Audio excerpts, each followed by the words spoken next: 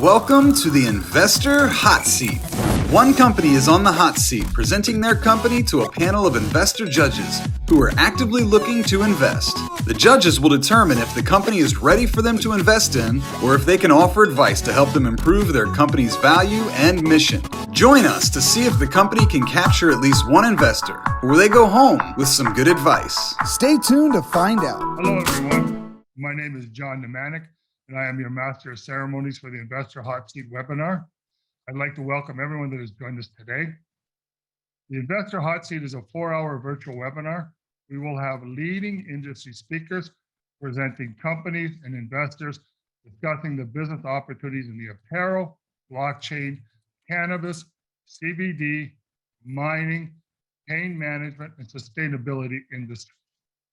Our goals are to entertain, educate, and facilitate connections for investors who want to learn about new and different opportunities, and for companies and industry professionals who are seeking resources to grow their business. So today, we'll start off with speakers and panels.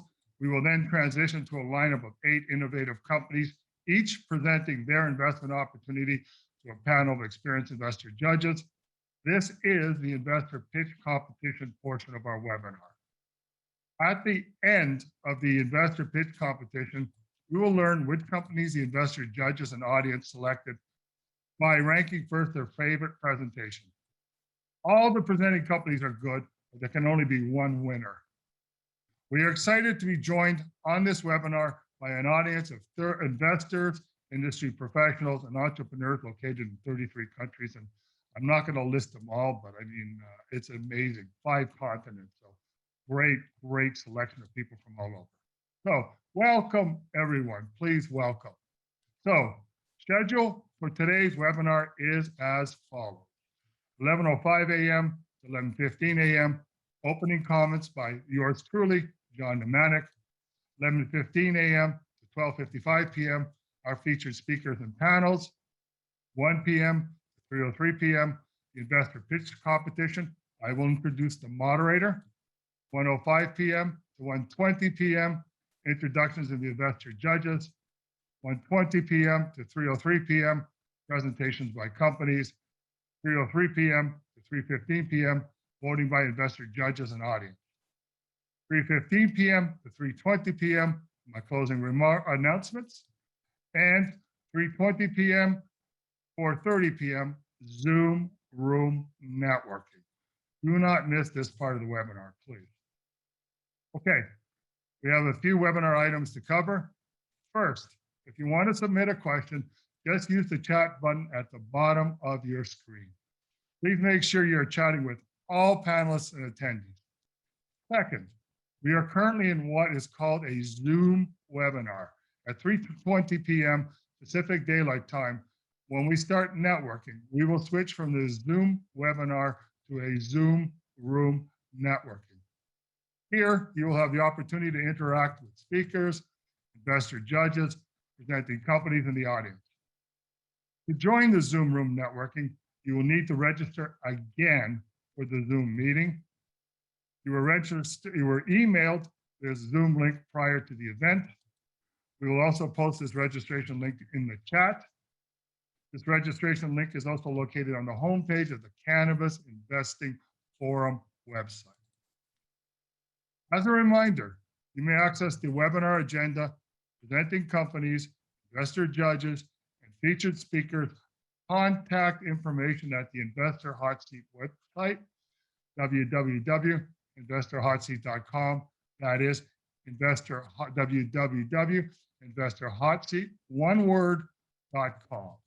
Now, I've been asked to share about myself as an investor and entrepreneur.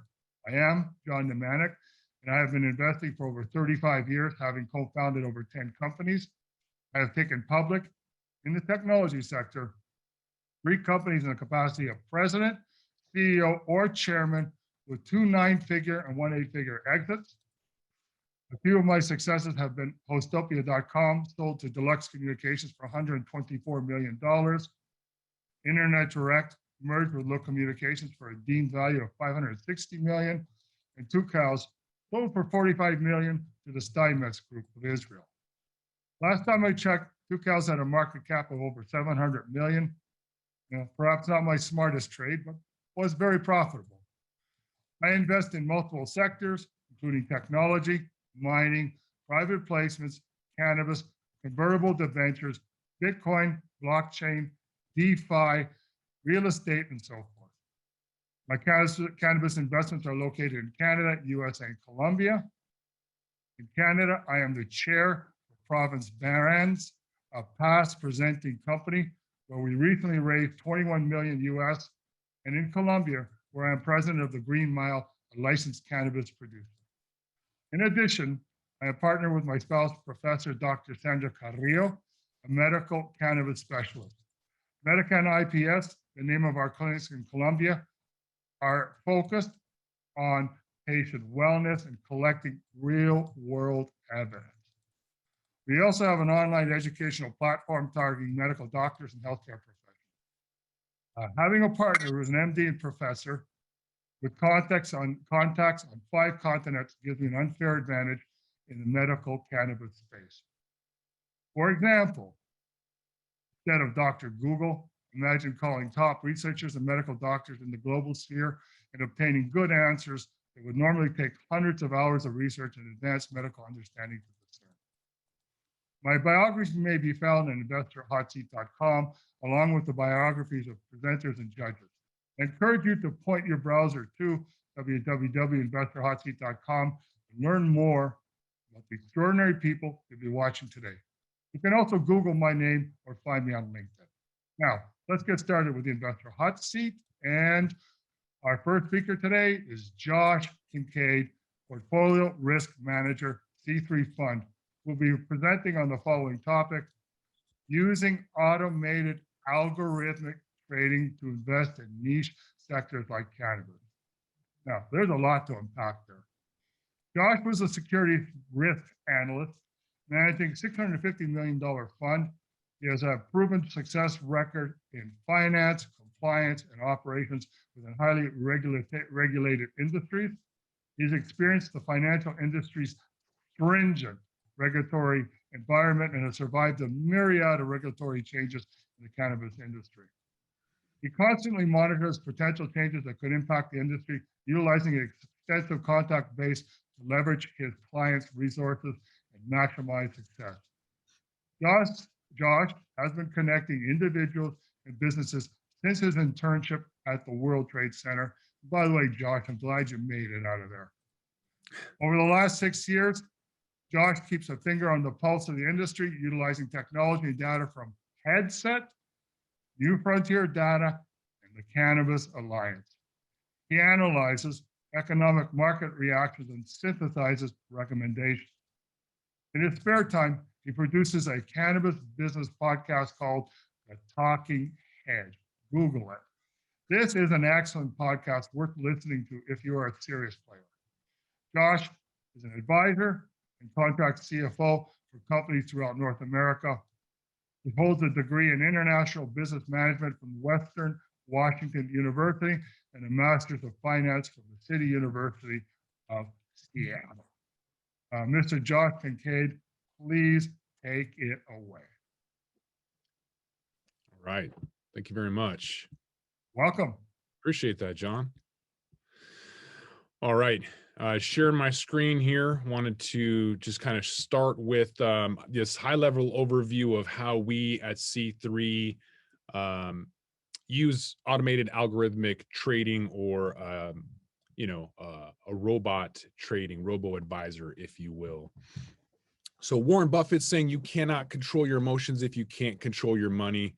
We're going to kind of use that as a theme as we move forward. So at C3, we are an innovative fintech company that licenses an automated stock trading software to sophisticated investors and institutional advisors to invest in niche alternative sectors like cannabis or crypto.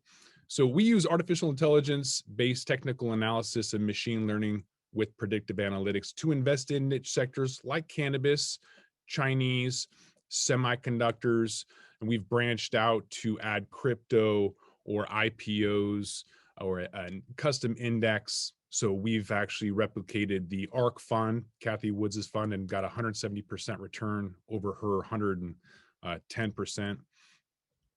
Also doing crypto, we'll dive into that. So we can do the Bangladesh Stock Exchange, for example, they don't have fully automated.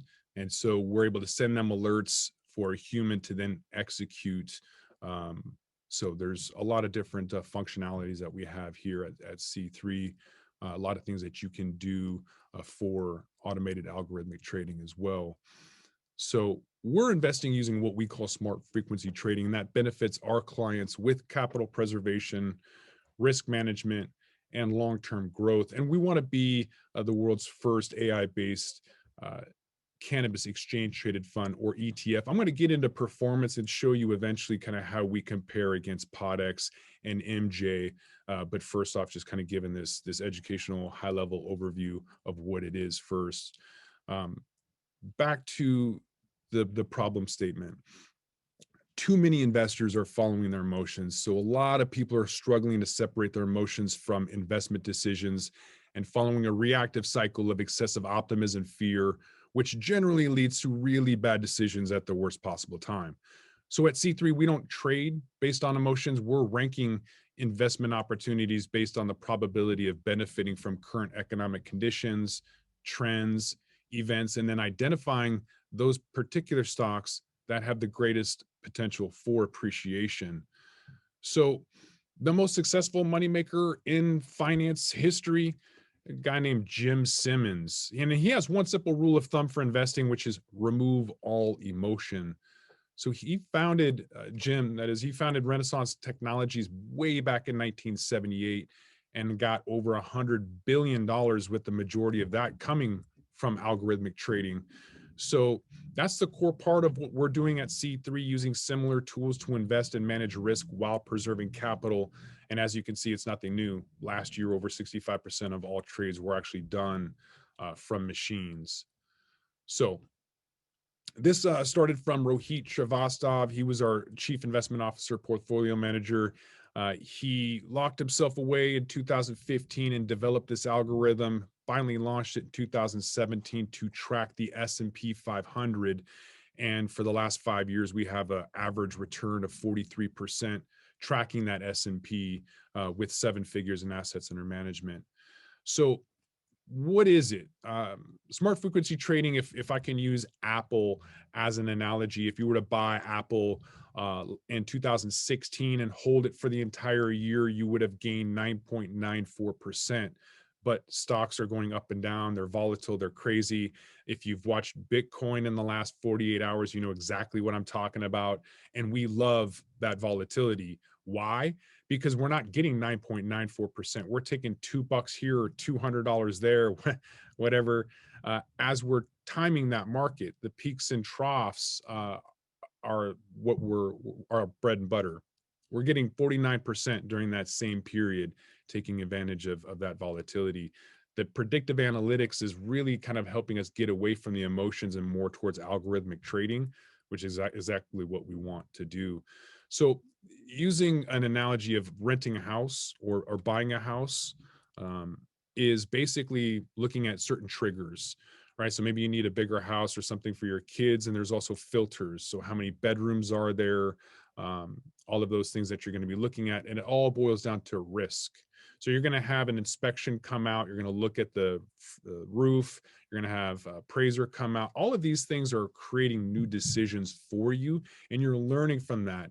But our algorithm is doing the same thing, just at a much faster speed. So the triggers, the filters, the risk, all of these things, predictive analytics and risk management is making a lot of new decisions and learning from a lot of new experiences. So ultimately, you've got artificial intelligence and machine learning creating faster decisions and more opportunities for you. So what is it doing? Basically, what we do is we take a SQL upload with key definitions, executing our various triggers. And although it's technical analysis, it's taking fundamentals. So that Jazz Pharmaceutical buyout of GW Pharma or the Tilray merger, we picked up all of that and made a significant gain. executing through either E-Trade, TD Ameritrade, Interactive Brokers, or a proprietary system that our clients have. Anything that has an API connection or gateway, we can connect to. On crypto, that's Gemini, Coinbase, eToro, things like that. They can automatically connect and start trading. So our secret sauce is smart frequency trading. Again, this is analyzing multiple data points for potential trades using this automated algorithmic trading function. So smart frequency trading is benefit our clients with long-term growth, as well as this capital preservation, utilizing risk management to generate above market returns. And it does this with a combination of technical, quantitative, and cognitive analysis, along with predictive analytics, which helps with crazy markets like crypto. So we asked a month in advance. Our predictive analytics kind of popped up, and we said a month before the election, our cannabis stocks poised for a breakout. And they were. They went crazy between October and January, saw a massive amount of speculation as everyone was kind of anticipating federal legalization. We've seen a lot of correction since January. But we were able to see that in advance.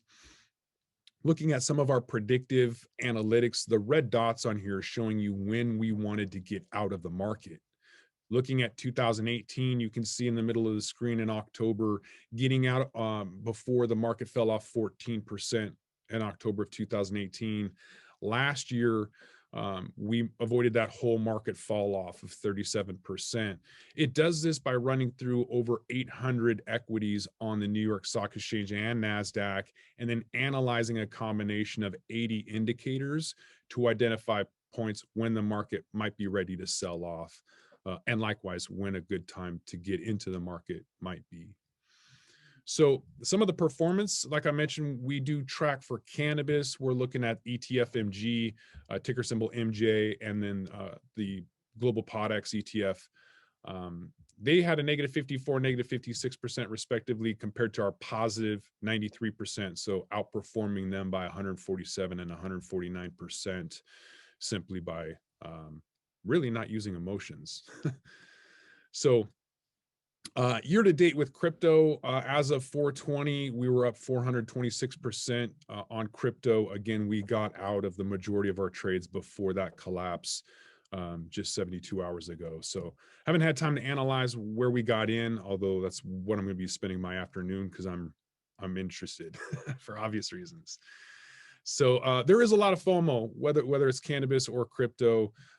Excited to see if Mexico or Israel becomes a third and fourth country to legalize after Uruguay and Canada. Obviously, the U.S. is going to be doing that at some point. So we are seeing some increasing speculation into the industry, especially after the election. Again, when we saw South Dakota and New Jersey and Arizona and Montana legalize, a lot of cash flow came into the cannabis space, anticipating immediate gratification, and that ROI didn't happen. So there was quite a significant Fibonacci retracement since February, around 2/3, 60-something percent. So that does lead for some opportunities down the road, but you gotta diversify. So trading diversification for capital preservation and market risk management. We try to buffer some of our cannabis stocks with ESG or environmental social governance stocks to pad some of that volatility.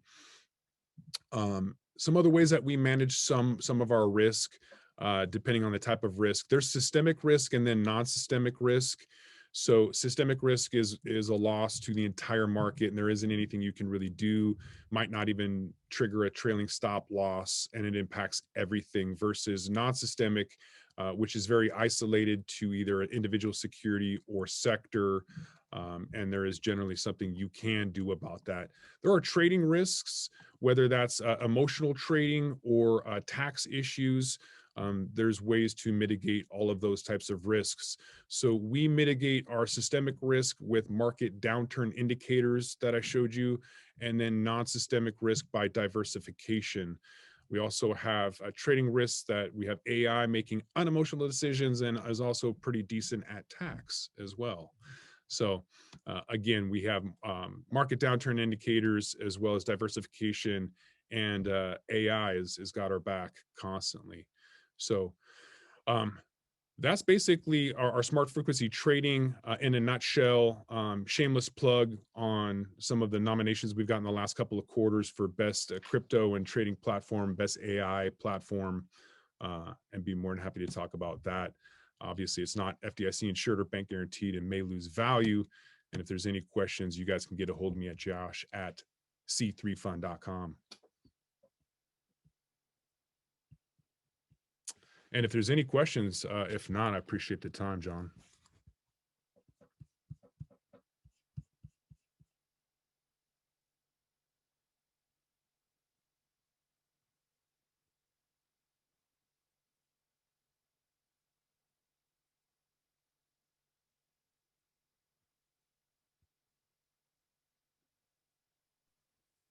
It's like John lost his sound. Manic, are you there? Josh, can you guys hear me? Daniel? Yeah, quite impressive numbers. I was a retail broker for 23 years, sold my practice 3 years ago. Obviously, this has been a great asset allocation for clients. How do you see it fitting in to just an overall asset allocation, your traditional 60-40 asset allocation with brokers? Brokers are some of our favorite clients, as a matter of fact. So regardless of what their strategy is or focus, it's a tool that we can help them either with fully automation or with, like I mentioned, just alerts. So regardless of sector, I think it's a tool that a lot of people should be utilizing in addition to other technical indicators. Ichimoku is another one. Elliott Wave, if you believe in that.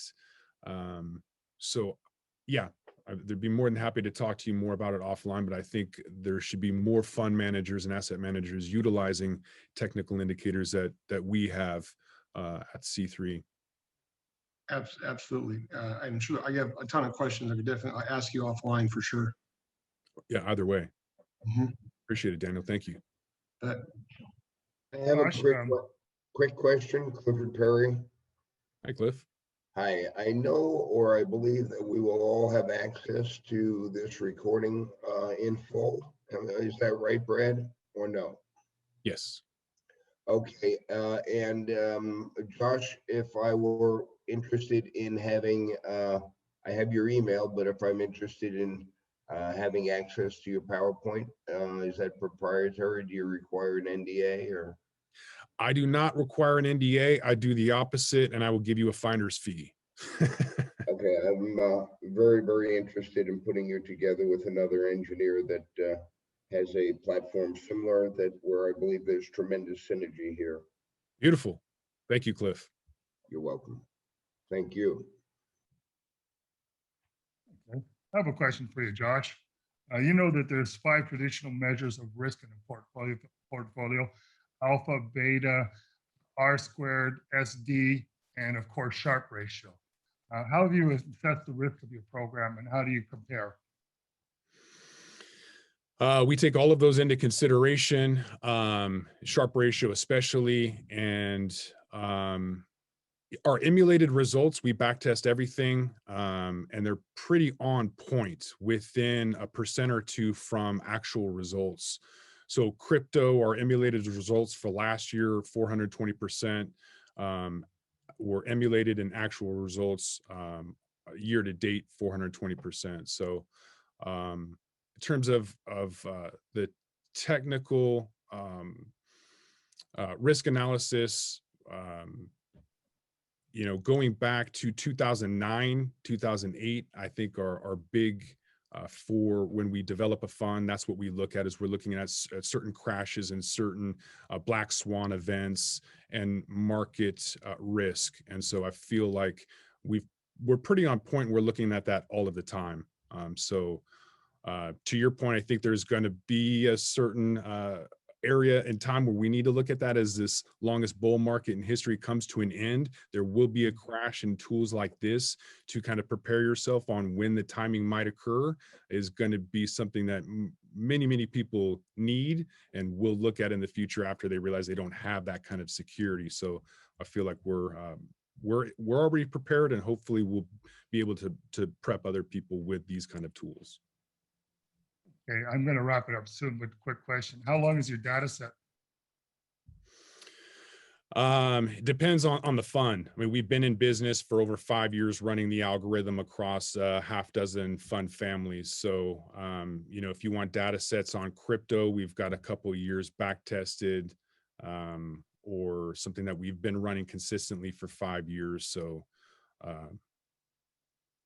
plenty of info to run through with you if you want to see it. I do, and we'll discuss that offline, but quickly, I just want to say that for those people that are interested in investing in cryptos in particular, I think that what you have to offer is really interesting. I mean, Bitcoin is 11 years, so I mean, how much history you really have, but you certainly need to take the emotion out of that particular sector. So I think you're onto something very interesting, and I wish you the best of luck. Appreciate it. It wasn't easy for crypto either. To try to tie all in to get all of those coins and everything and then automate it was a massive task. And I think we're one of the only people doing it with automated algorithmic trading. So it's been a challenge, but it's never stopped us before. Yeah, that's fantastic. And it's such a fascinating presentation. I could go on, but There's a lot more. on. I'm interested to see what other people have. So if there's no more questions, let's get this rolling, because I'm excited. Yeah, one more question, John. I looked at my my Gemini account yesterday. Obviously, was very sad, and my PayPal too. So I don't have a Coinbase, but how did your fund react to that massive sell-off, primarily due to the big mouth of our Tesla friend? Yeah, love Elon Musk, that guy. I've got a short position on Tesla, and it's not doing too well. But I'm just saying that anyways. The robot got out before the crash, so I haven't seen what its entry points were yet, Daniel, but I will definitely follow up with you. I'm excited to see what our entry is today. I think we're up at least 10%, you know, in the last 12 hours. Same here. But we avoided that whole market fall off. Okay, that was my question. Wow. Okay. Awesome. That's great. That's great. Well, thank you very much, Josh Kinkad, for an absolutely fascinating presentation, and I encourage people out there to find out more about what he's doing, especially if you're planning on investing in cryptos in a serious way. So moving on, our second speaker today is Dr. Sandra Carrillo. Her topic is Medical Cannabis, a Physician's Perspective. And before I proceed, I'd like to preface by declaring that Dr. Sandra Carrillo is my spouse, invited by Brad Turner to appear. I have conducted hundreds of interviews and presentations, but interviewing my wife is a first even for me. As one of my good friends stated, you're one of the bravest men I know. Dr. Sandra Carrillo earned her medical doctorate degree from the University CES in Medellin, Colombia. She holds a master's degree in aesthetic medicine from Baleares Island University in Spain, and completed a master's program of anti-aging and aesthetic medicine in Argentina, certified by the International Anti-Aging Society. Dr. Carrillo further holds a master's in health services management, Universidad Latina in Panama, which is essentially a specialized MBA. She is certified by the Pharmacology University and deemed an expert doctor in cannabis medicine, University of Puerto Rico. She completed the University of Toronto Faculty of Medicine CC.net cannabis training program for MDs twice, and I could spend the next 15 minutes describing her other qualifications.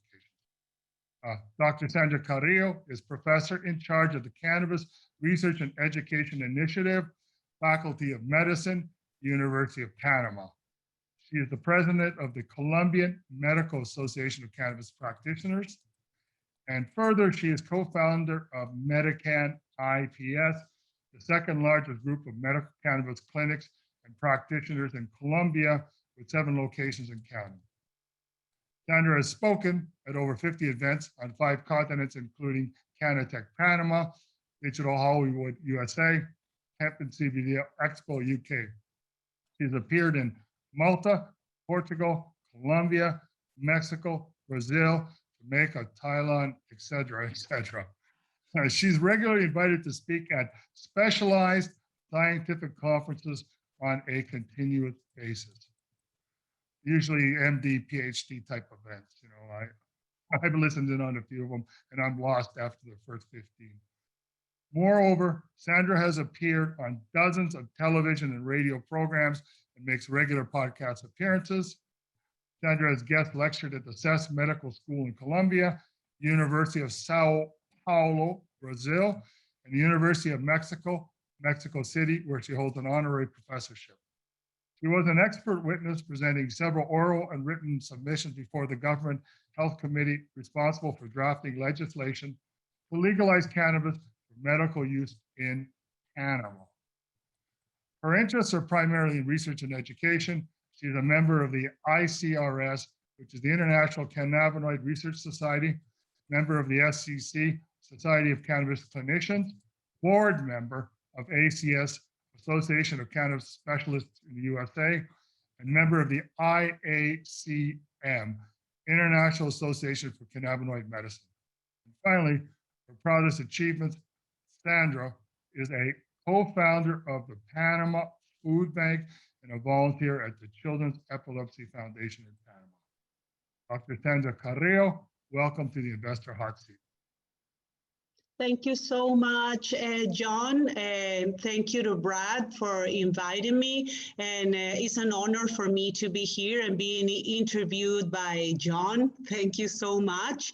I really appreciate this opportunity since education for me is a very important subject. And I also consider that the industry and the doctors and healthcare practitioners, we are part of an ecosystem. So we need a healthy industry as doctors to be able to have very good quality products and medicines for our patients. So these events are very important because we need to have a healthy industry in order to be able to create good medications for the patients and products that are safe for the patient's consumption.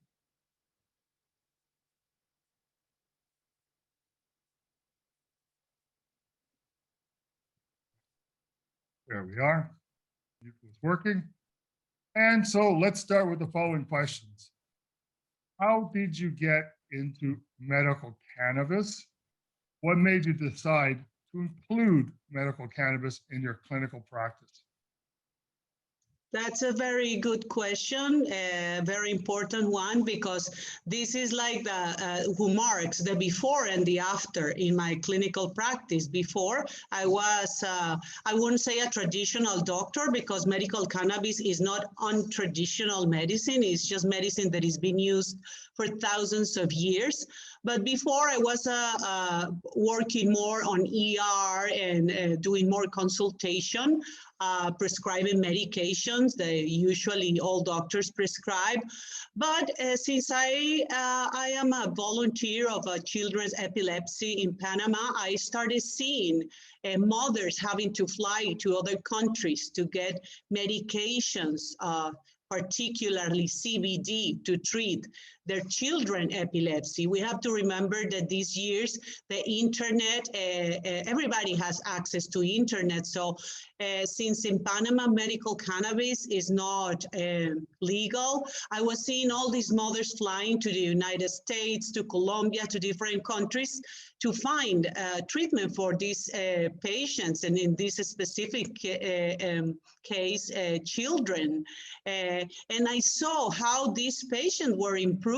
So that made me think about maybe that was an alternative. And then I flew to Canada, and that was where I did my first training. And when I saw this room full of doctors, like it was like around 300 doctors talking about medical cannabis, scientific evidence, endocannabinoid system. So that was my first approach years ago.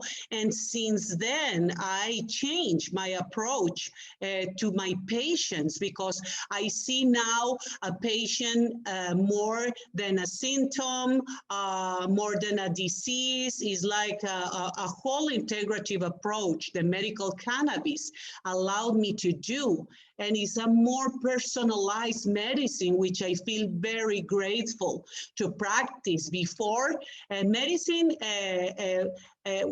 has been automatized. The doctor is being required to see a number of patients every hour. So that don't allow the doctor to develop a good relationship with the patient.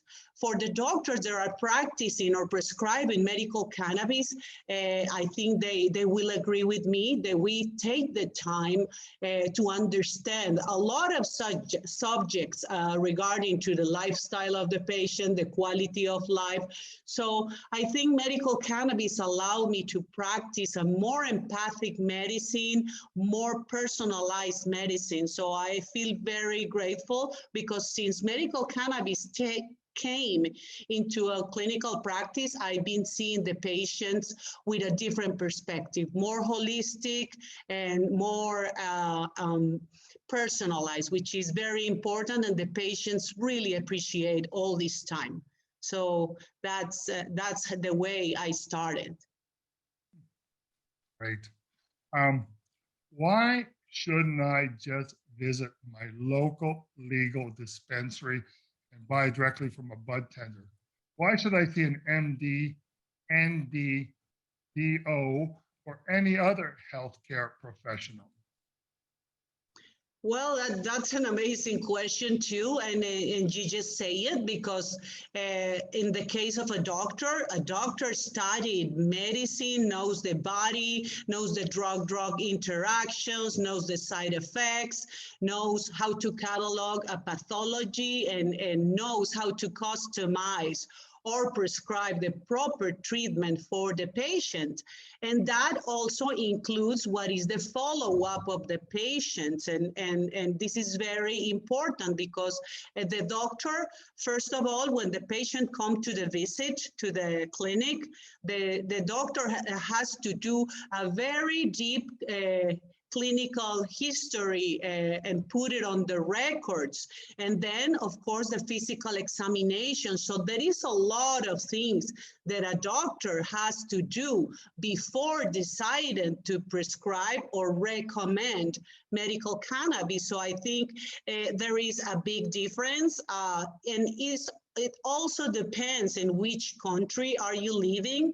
Particularly in Colombia, we don't have bud tenders. We just have the doctors, and medical cannabis is prescribed just by doctors. So it's very important for me, and I always say this to patients: don't self-medicate, because cannabis medicine is a very noble medicine, but as other medicine has some drug-drug interactions and some side effects. They are, of course, not lethal, but it's very important to have consideration. And the most important thing that I will always highlight is the drug-drug interactions.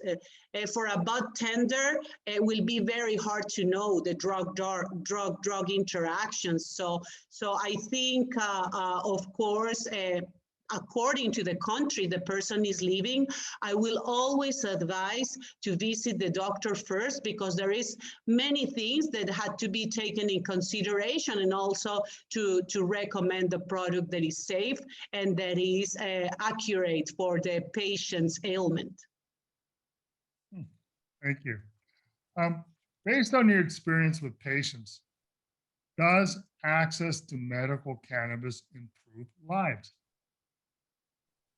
Definitely, yes. That's 100% yes. And that is the part that I like most about medical cannabis or cannabinoid medicine, because I had the opportunity to see, and as I mentioned at the very beginning, We are not treating a symptom. We are not treating a pathology. We are treating a whole person from an integrative approach. So quality of life is something very important that we see improving in patients, in particular pathologies. I can mention just refractory epilepsy, multiple sclerosis, chronic pain, like being neuropathic pain, arthritis, fibromyalgia, or oncological pain, being different types of cancers that can produce pain. So we see how medical cannabis help these patients. Also talking about the nausea and vomiting induced by chemotherapy in patients. Definitely all these patients and multiple studies, randomized controlled trials, some of these studies, they have a scale and they are rating quality of life. And one of the major percentages that we see improvement is in quality of life. We have to remember the quality of life is if there is an oncologic patient with a terminal cancer, medical cannabis will help to improve the appetite, also will improve the sleeping quality, also will help the patients to feel more relaxed and deal with anxiety and depression. So even epilepsy, the children that are being treated with cannabidiol, you see a reduction also on of course, on the crisis, but you also see a very big impact on the family, not just on the patient, on the family, because if it's a child that is reduced 40 or 50% the seizure, this is a mother that will be able to go to work, and this is a family that will have more time to do other things together. So I think medical cannabis impacts the quality of life, not just of the patients, also of the family. So that's why I think cannabinoid medicine, I said, is the medicine of the future, but it's already the medicine of the present and was the medicine of the past. So I think that the doctor should be more open to this alternative and should be in the toolbox of each physician or healthcare practitioner. Well said. I mean, it's just, maybe I have a conflict of interest there, but it amazed me. Nevertheless, it's very well said. What can people expect when they visit a cannabis doctor? What's the process like? Now, you have touched upon this already, but perhaps you could amplify a little bit. Yes, well, particularly in Colombia, that we have our clinics, it's a very simple process. Of course, the appointment, the patient comes to the consultation, the doctor does a clinical history record with a questionnaire or different history records that the patient can have. Then the physical examination. And sometimes as doctors, we like to have some preliminary blood tests.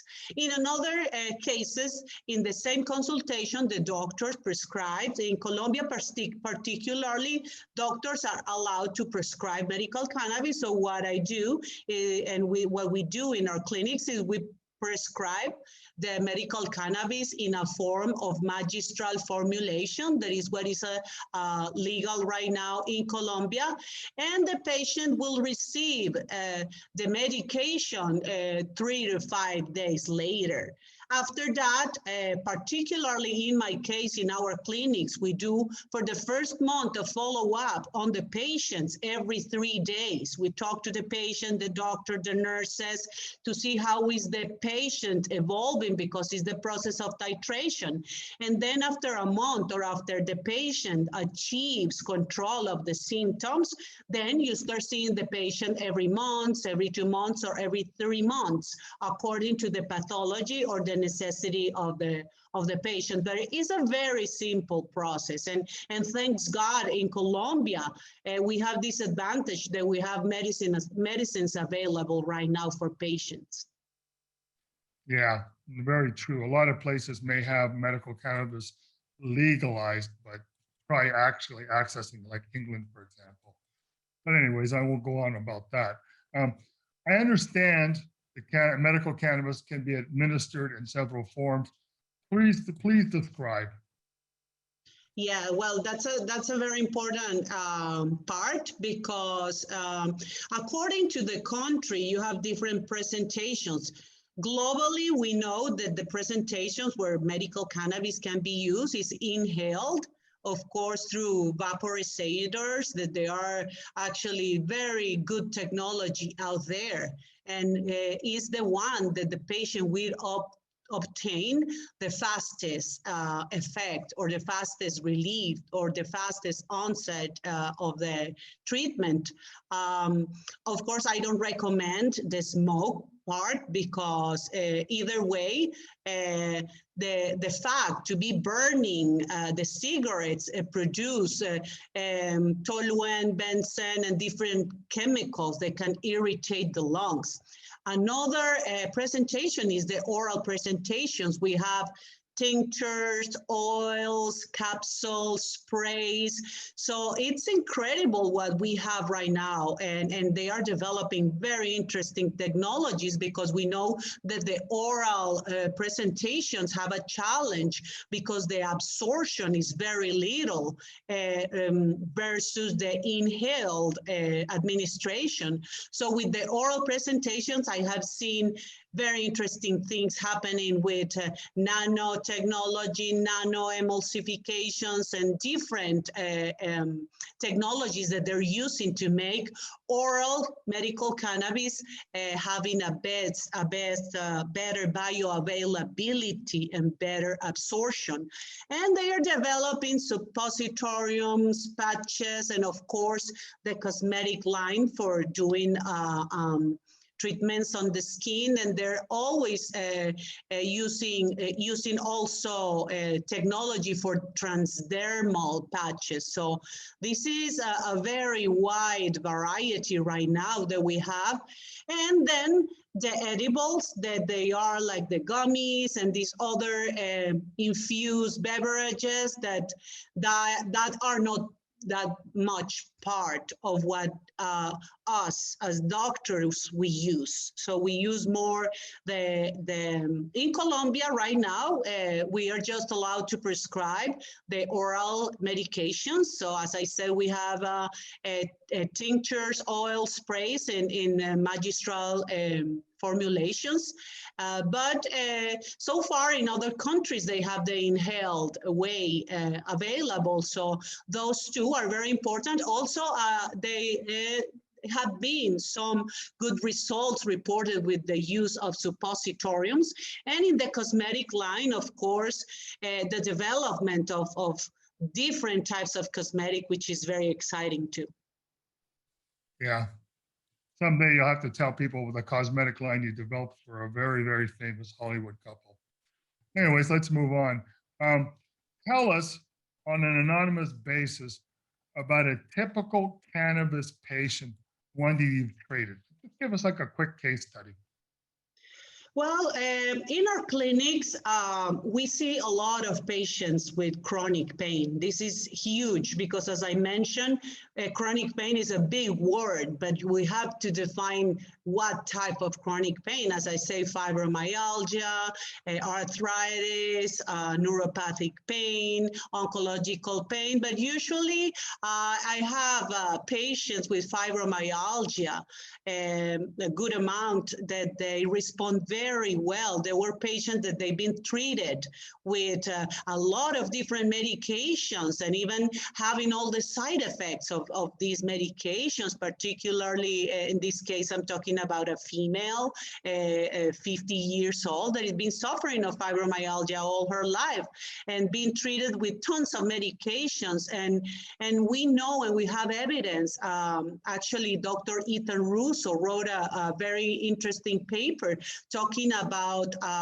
the deficiency of the endocannabinoid system. So in these patients with fibromyalgia and chronic syndromes like fibromyalgia fibromyalgia, irritable bowel syndrome, and migraines that are actually usually presented in patients with fibromyalgia.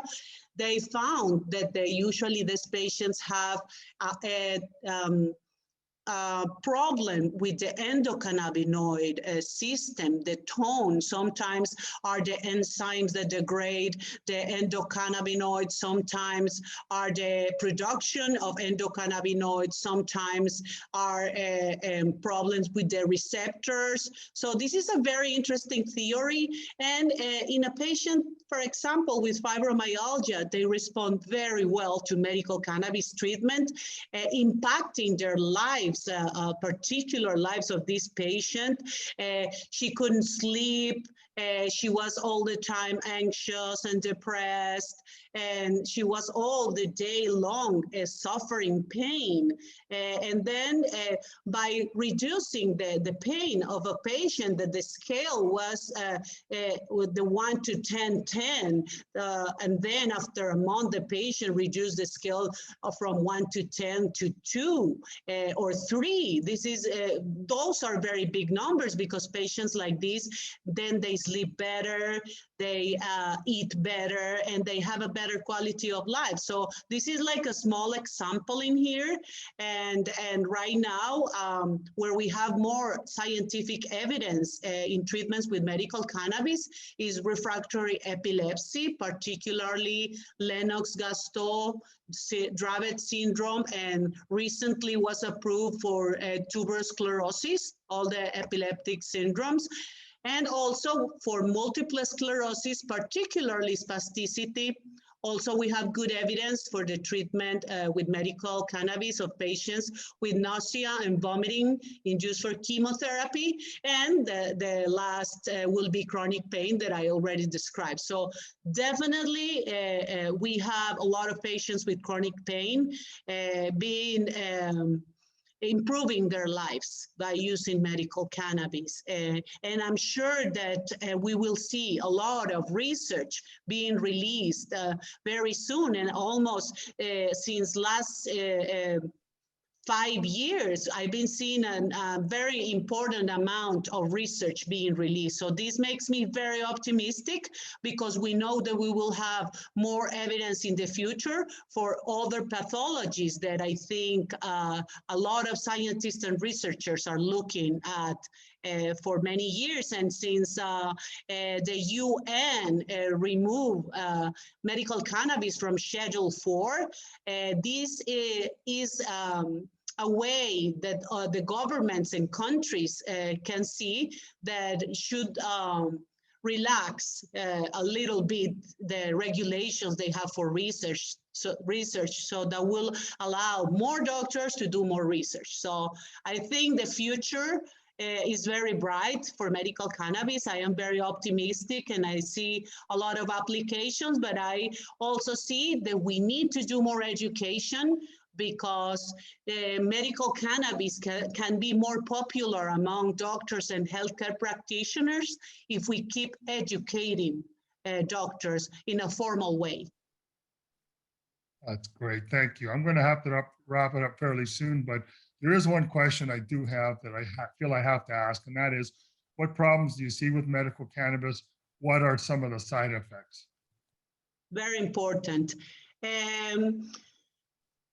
Particularly medical cannabis, you have to, as a doctor, we have to be careful with risk populations. There's populations that present high risk.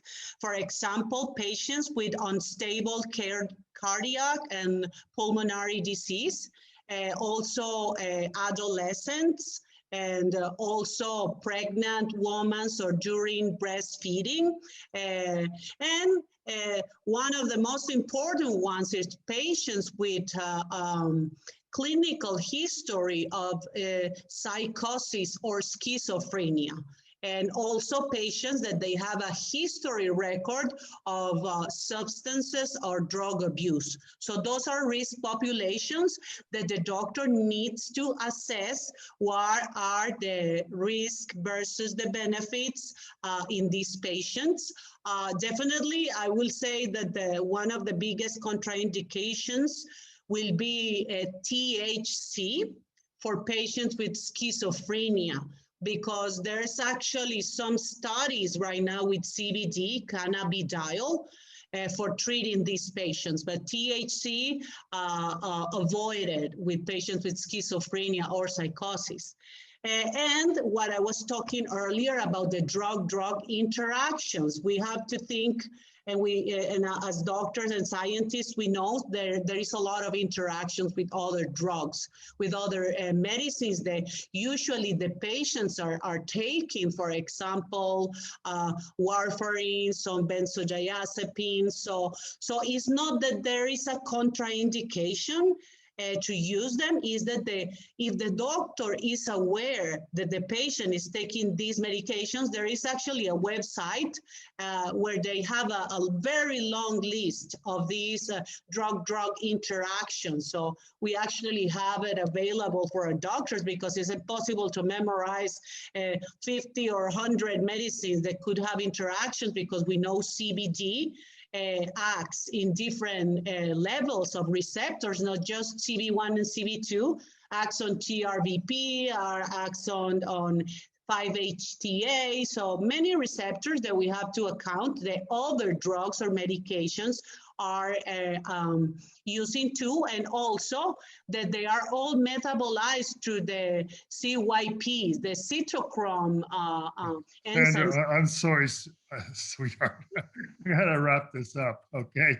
We're running over. So, thank you, Dr. Carrillo. I'll be home for dinner at 6.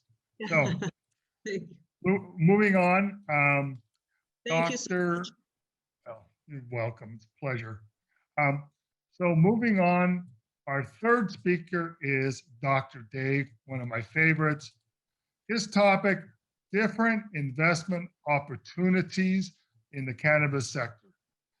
David M. Koenig, PhD, actually double PhD, is an entrepreneur who specializes in investor advisory services.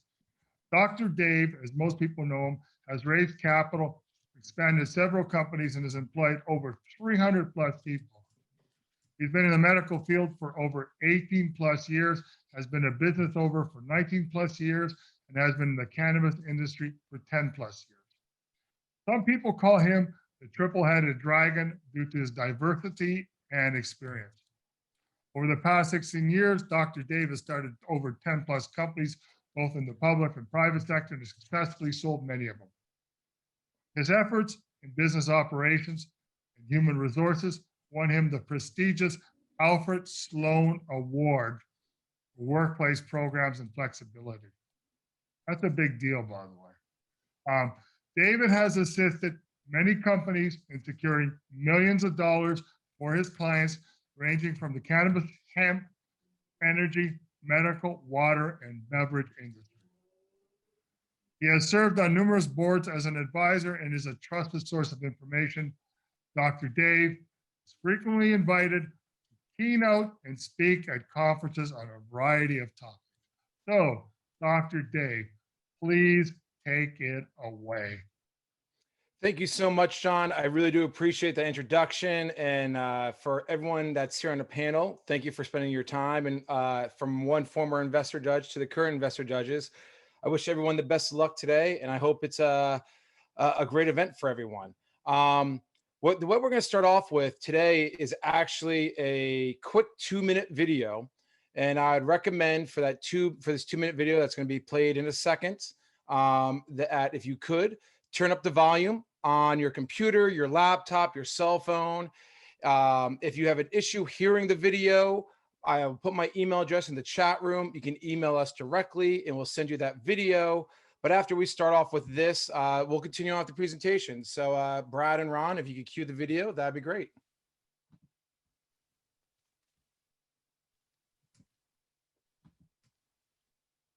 Hello. If you're watching this video, you must have already reached out about the exciting opportunity currently being offered by UCS advisors to both accredited and non-accredited investors. If you're wondering if these opportunities apply to you Ask yourself, are you someone who likes to diversify your investments? Are you currently in law enforcement, military, or a government-regulated job that decides for you that you cannot invest in the hemp and cannabis stocks while the rest of Wall Street sees exponential gains in these fields and new and exciting industries? Are you tired of not having the capital to invest in larger deals that seem only available to the financially elite, accredited investors, or large firms? Well, then UCS Advisors is your answer. We have been watching, listening, and providing guidance to all types of people from all walks of life for over a decade. Whether you're a policeman, a fireman, a carpenter, our business is making sure that your business succeeds. UCS Advisors does this by giving you the personal empowerment to be flexible in your investments. It gives you the personal empowerment to be diverse in your investment, and the personal empowerment to be in the know, to know when your money will mature, know exactly what time frame the money will mature, and know exactly the amount of money so that you can plan and make decisions for your future. Many people in the financial world only see the tip of the iceberg. UCS Advisors sees the entire iceberg, what is below the surface, out of public eye, and forged through a decade of interpersonal relationships and business integrity. Over 100 companies from all walks of life, publicly and privately, investments starting as low as $5,000 and becoming fully matured in as little as 15 months, a 30% return on investment. For example, if you invest $10,000 today, you will get back $13,000 in 15 months or less. It's that simple. We place your money where we think it will grow, and we pay you a flat 30% profit, similar to a corporate bond or a small business-to-business loan. 30% return, no more or no less, in 15 months or less. Contact UCS Advisors today and take advantage of this amazing opportunity. Dr. David Kunick, the co-founder and CEO, he can be reached directly at 201-252-7170 or visit us on the web at ucsadvisor.com.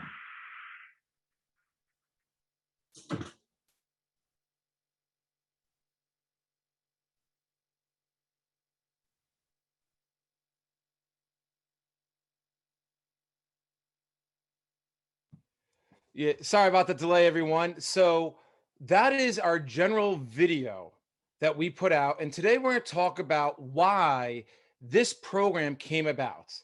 And let's go over some facts right now. Fact: if you work for certain government agencies, you are not allowed to invest in cannabis or hemp, such as the U.S. Marshals, such as if you work for the federal prison system. Fact: if you are an active military member, you are not allowed to invest directly into a cannabis deal. Fact: some states actually ban state-employed first responders, such as EMTs and firefighters, from investing directly into cannabis opportunities. Fact: if you're not an accredited investor, there are numerous, I repeat, there are numerous opportunities you are not allowed to invest in for cannabis. Fact: depending on your background check, if you want to invest in a private deal, you may not qualify to invest in a cannabis deal. And I'm going to take that point one step further. In several states, actually numerous states, if you get a drunk driving charge, that goes on your criminal record. And some states will not allow you to even apply for a cannabis license or to invest in a cannabis deal with that being on your record. Fact: the average cannabis owner, from concept of business idea to fully opening your business and generating a revenue, takes on average 2.78 years. Why do I bring that up? Is you always want to make sure you make your money work for yourself. Now, with these facts I just mentioned, and also being in cannabis now for almost 12 years, the investing landscape has dramatically changed. It's an estimated 86.5% of Americans no longer qualify here in 2021 to invest in cannabis. And that's not fair, and that's not right.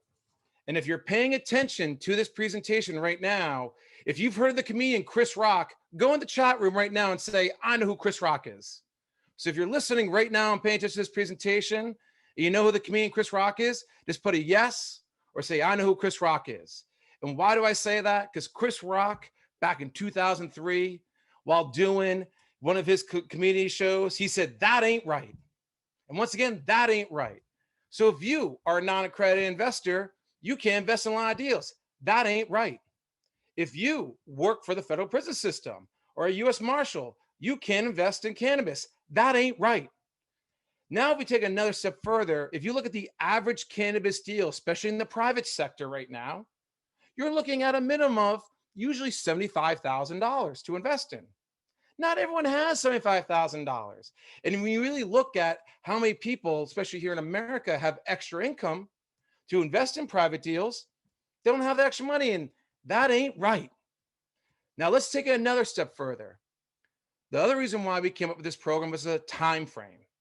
Stock markets go up and down. We'll see here, you might have issues with getting your money back on a private deal.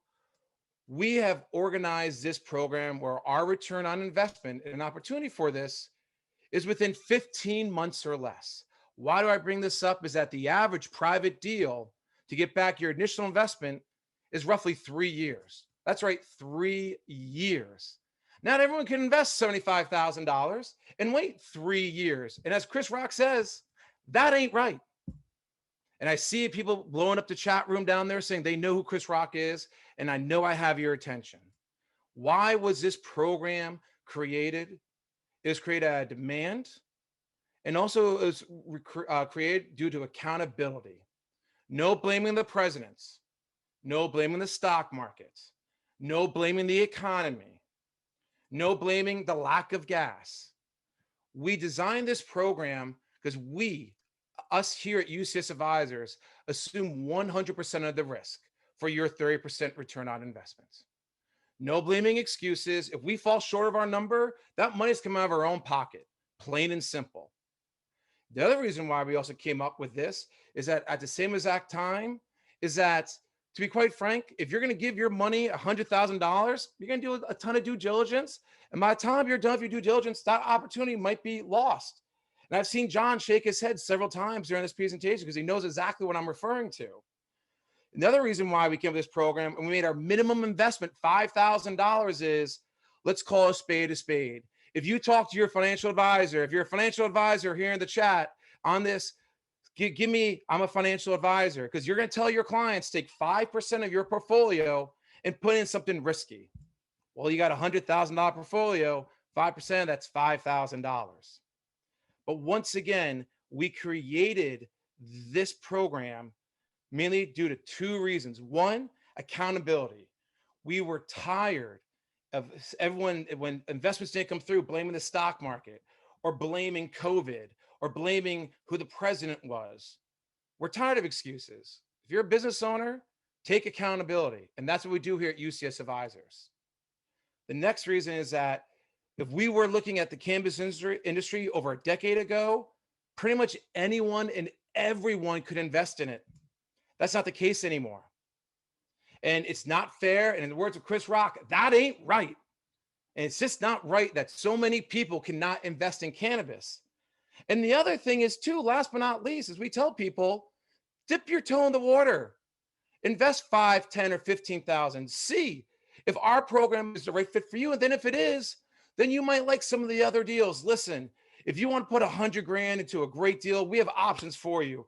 Josh Kinkad, I think, is speaking later today. C3 Fund, great company. They do great work. You've had other people here, such as Iconic Wellness, who's presented here, Investor Hot Seat, who does deals out in Michigan with Dispensary Go. They're doing great work as well, too. We have those deals that we can vet it, but if you don't feel comfortable or if you don't qualify for these better deals, reach out to us and we can educate you, we can empower you. And with that being said, because I know, John, we're going to have a little open forum for a couple of minutes and talk. The main part of this program, and you can hear the passion in my voice, is that I've started 7 different cannabis companies in 5 different states. And it truly is amazing how over 85% of Americans no longer qualify to invest in cannabis deals. And that ain't right. And we are here to solve that problem.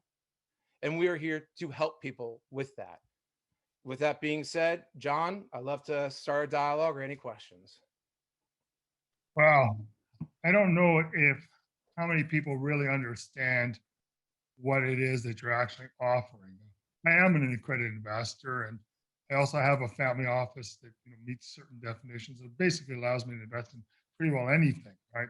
But what does that really mean? That means that those deals that people always wonder, how do I get into that? Why did this company, when before it went public, how can I get into the pre-public stock? How can I get into the private investment rounds? And the answer, of course, is most of them you can't because you're not an accredited investor.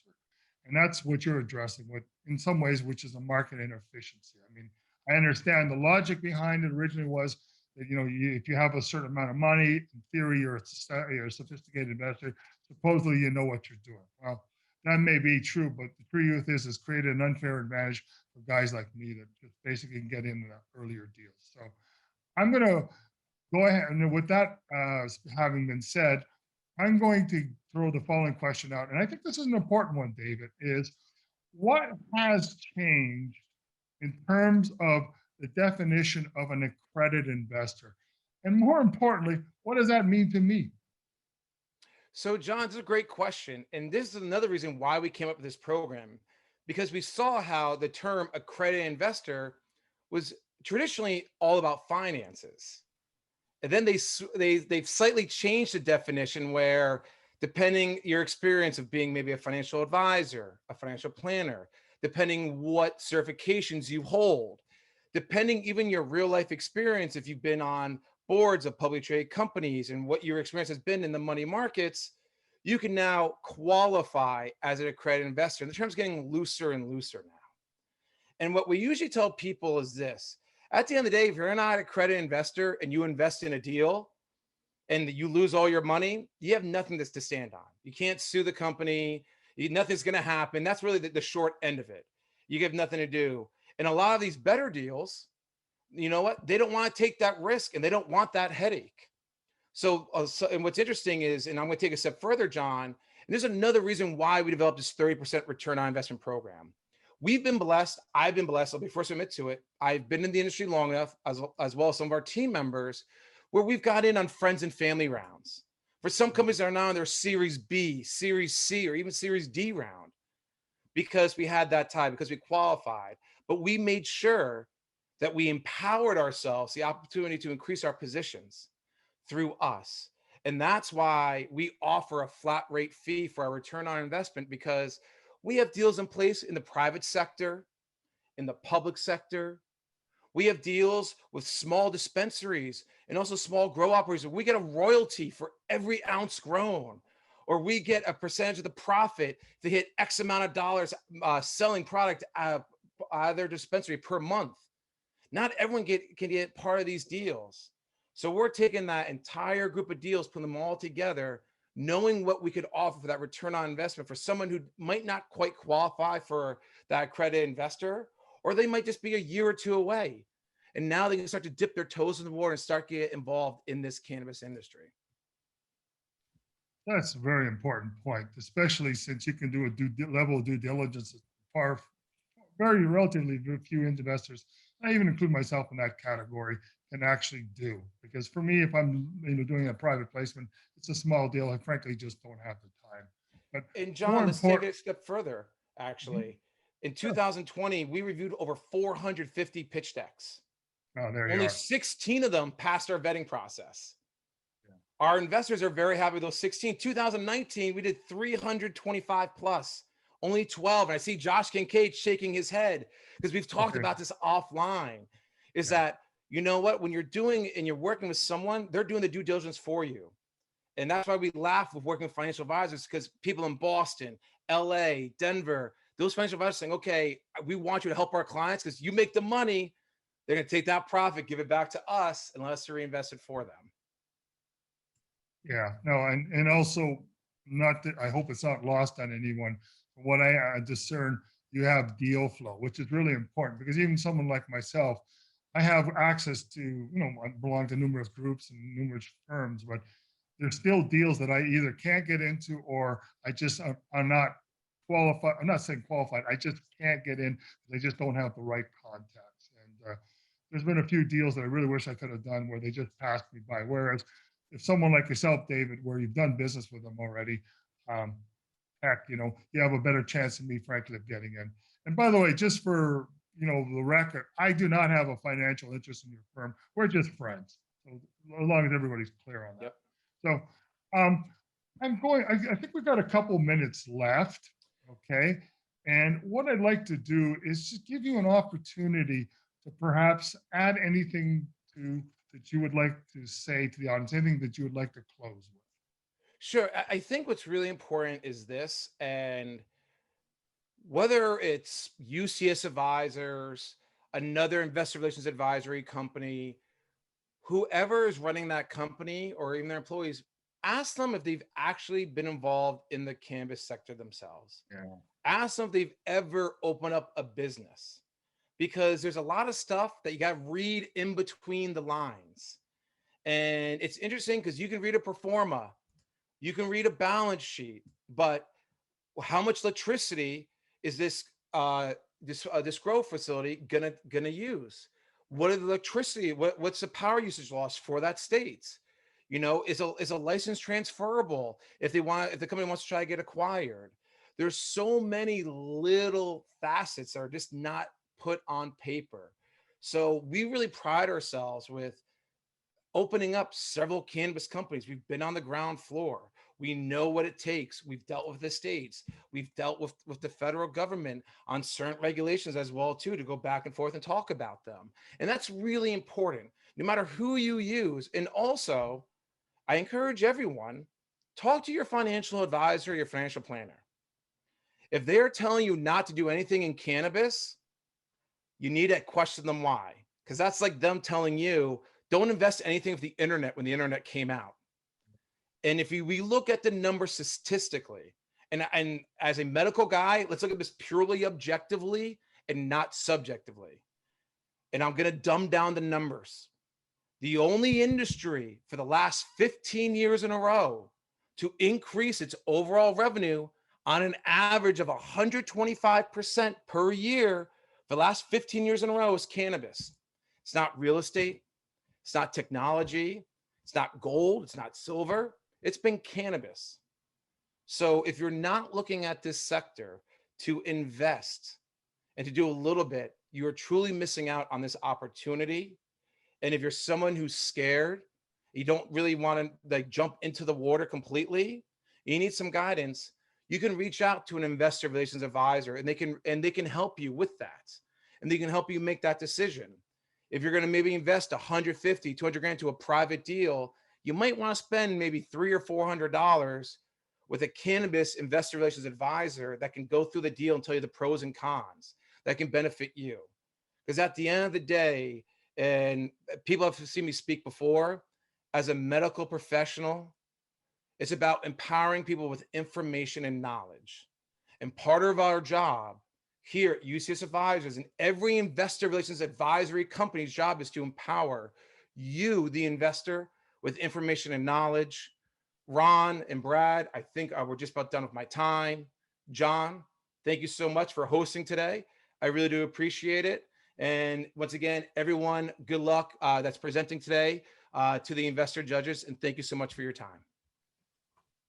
Well said. Thank you, Dr. Dave. I mean, that was really good. And I hope there's people out there can appreciate the opportunity that he's presenting. All right, let's move on. Our fourth speaker is Mr. David Traylor, Senior Managing Director. His topic, getting out of the weeds, leveraging star power, media assets, and strategic partnerships in cannabis.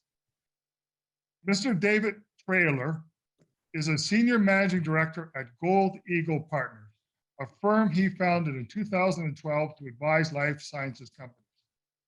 He soon took an interest in the then emerging cannabis sector and started advising cannabis companies in 2013. In 2014, he joined CIRNA Inc., OPC (SRNA) is the symbol, as Chief Business Officer. After a year at CIRNA, Mr. Traylor refounded Golden Eagle Partner to provide his knowledge to companies across the cannabis sector. Before Golden Eagle Partners, Mr. Traylor served at leading investment banking firms, including Pacific Growth Equities, Tireless and Company, and Headwaters MB. During his banking tenures, he has advised private and public biotechnology and medical device companies, helping to structure transactions, including IPOs, that's initial public offerings, public offerings, private offerings, mergers, acquisitions totaling over 500 million in value.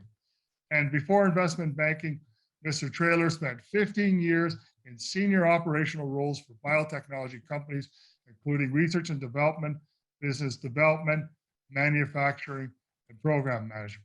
And by the way, here's my favorite part of his resume.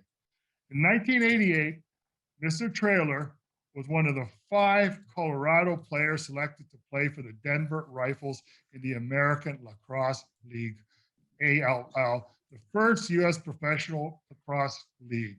Sorry, forgive me, Professional Field Lacrosse League. I played lacrosse in high school, and it was a lot of fun. I give you credit for that. Mr. Traylor parlays his athletic background and knowledge in cannabis to assist Athletes for Care, a not-for-profit created by athletes to address healthcare issues. They do good work. You should Google them. David received a BA degree from the University of Colorado, Boulder in biochemistry, a BA degree in molecular, cellular, and developmental biology, and an MBA from the Leeds School of Business at the University of Colorado, Boulder. He is also the listed inventor of 3 issued US patents, and now that's impressive. Mr. Traylor is a registered representative and has passed the FINRA Series 7, 63, and 66 examinations. And Mr. Traylor is registered in the following states: California, Colorado, Connecticut, Florida, Illinois, Massachusetts, Nevada, New Jersey, New York, Oregon, Puerto Rico, Texas, and Washington. If I've missed anything or misstated anything, David, please correct it. And Mr. David Taylor, please take it away. Hey, thank you, John. Really appreciate it. And actually, I think you just pretty much did the whole comment on everything. So we can just open it up for questions, John. Yeah. Okay, fair enough. Fair enough. If you have anything you want to say, just go ahead. Thank you for the kind introduction, John. Thanks, Brad, for organizing this. Thanks. It's a pleasure to be here with all these other panelists, esteemed panelists, and certainly thanks everybody for listening in. Really, I was talking to Brad. One of the topic that Brad had put out is talking about cannabis and registered FINRA broker dealers, and I thought that would probably be a topic that wouldn't be so interesting. But I think a couple topics maybe I'd like to do is some of the things we've learned, but starting off with maybe the evolution of what we've seen in finance in cannabis, and maybe also thanks, John, for kind of setting the table on that, but adding a little more detail or color to some of that background, because it has been, frankly speaking, I think most people that are in the cannabis industry, like Dr. David, nice job, Dr. David, is finding out how people actually originally got into the industry and go from there. But I would like to take it way back, kind of, I think, in the beginning, and to what John had just indicated. Frankly, I think everybody on this listening in would say it's better to be lucky than good.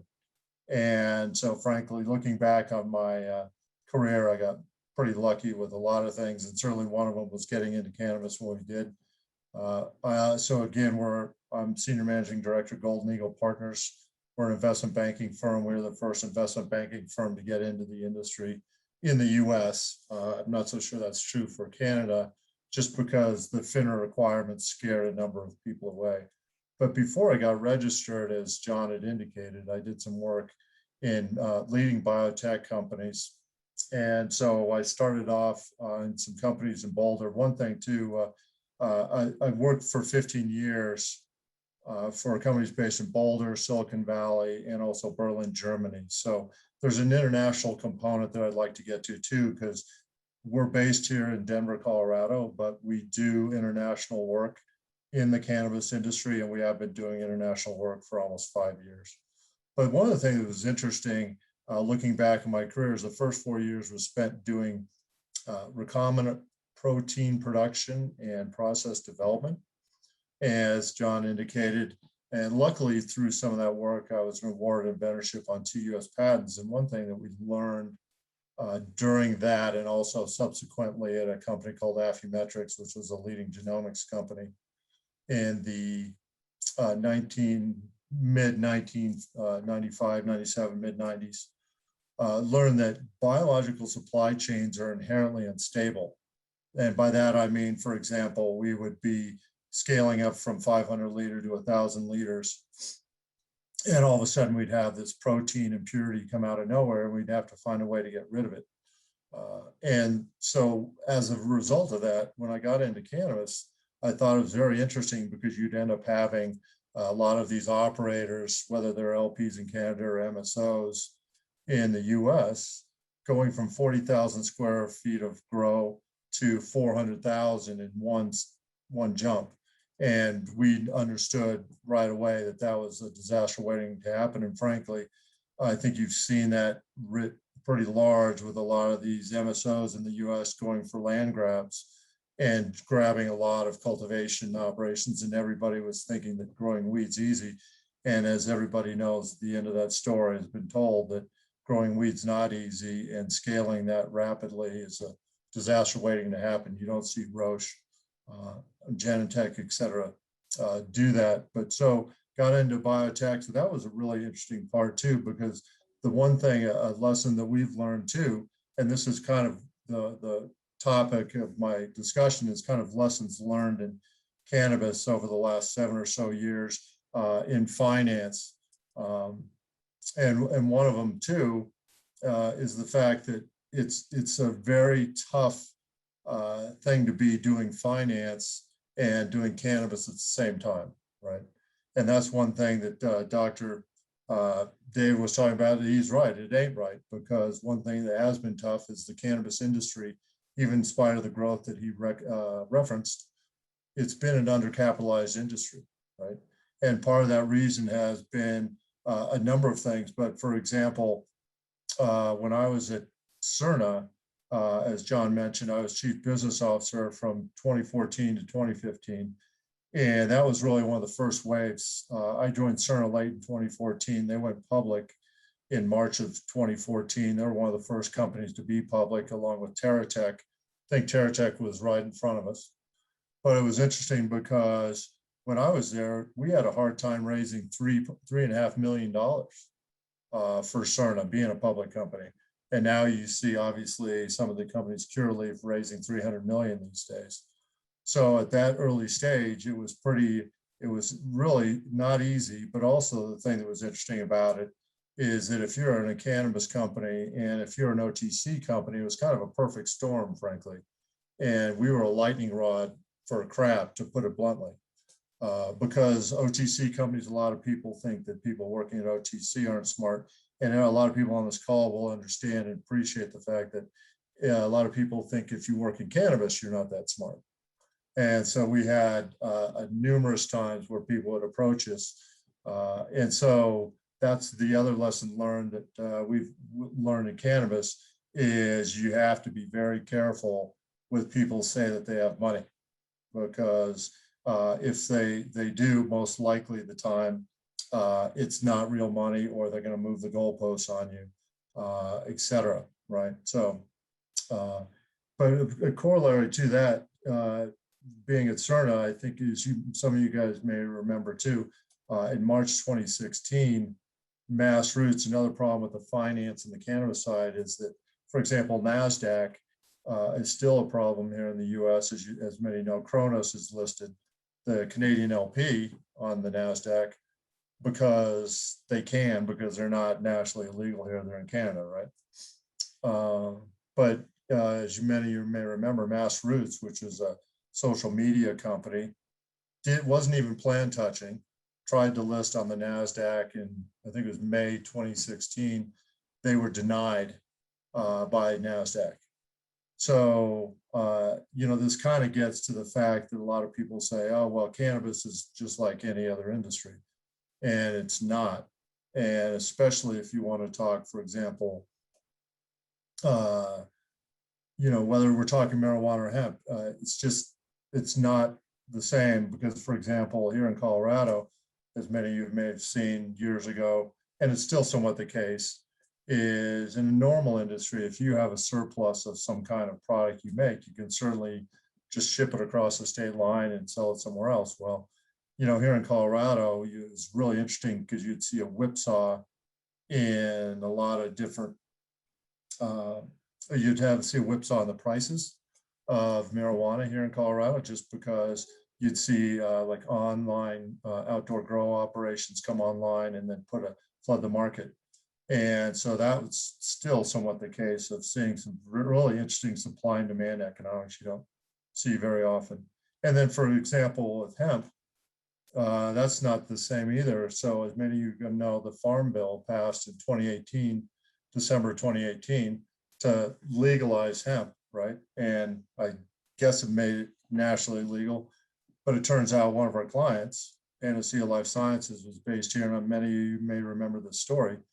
Just a month later, in January 2019, Panacea had ordered a load of hemp from Kentucky, and they're having it shipped to Colorado to process. And it turns out the guys driving the truck unfortunately ran a stoplight. Cops pulled him over in Oklahoma and thought that was the biggest drug bust they'd ever seen, right? And they were even talking about throwing the drivers in jail for quite a while, right? Well, it turns out that that company didn't see that weed for over a year. For like 15 months did they get that. And I think that's an interesting lesson too for people. Fast forward to now, that people are talking about the SAFE Act, making everything copacetic and descheduling or rescheduling marijuana down to a Schedule 3 or what have you. We firmly believe that even if that happens, they're going to screw it up, right? So take, for example, the 2018 Farm Bill. Even though they supposedly made hemp nationally legal, there's still people in Oklahoma, there's still people in other parts of the US that are not ascribing to that or didn't get the memo, frankly, right? And so then let's add that to marijuana, or if people want to call it cannabis. With a biological background, I look at cannabis as a genus. And so I consider both marijuana and hemp to be underneath cannabis. But that being said, if you look at the cannabis industry, it's interesting because it spans more governmental agencies than probably any other product or sector out there, right? You've got the IRS, you've got the FDA, the DEA, the Treasury, Fed, you name it, right? With all the money and et cetera, the USDA, right? If you're talking hemp. So if they're going to pass some laws, our expectation is they're going to screw it up, right? So even if they do roll back things, we're taking the 2018 Farm Bill as an example of the fact that it's not going to be black and white when things do roll back, and whether that's going to be this year, next year, what have you. For example, we were in a board meeting this week, and one of our clients was stating that their strategy this year was to go public, assuming that the government and the politicians got on the right board and approved that. And essentially, I piped up and essentially said, in any industry, whether it's cannabis or not, I don't think anybody would want to essentially define a strategy dependent on what they believe politicians are going to do.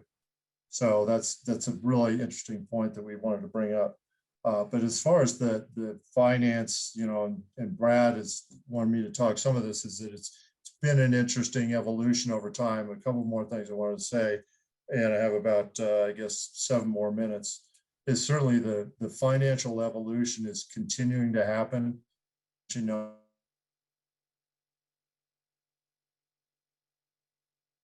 Grassroots still can't list on the NASDAQ or anything. We're seeing more interest, especially internationally. We're seeing more interest in the marijuana sector due to the fact that they see things kind of thawing. They do see a light at the end of the tunnel. So the finance is changing.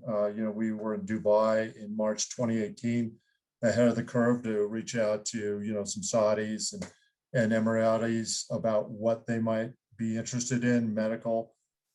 One person said, well, if I could do it without Sharia law, I'd put half of my portfolio into the sector.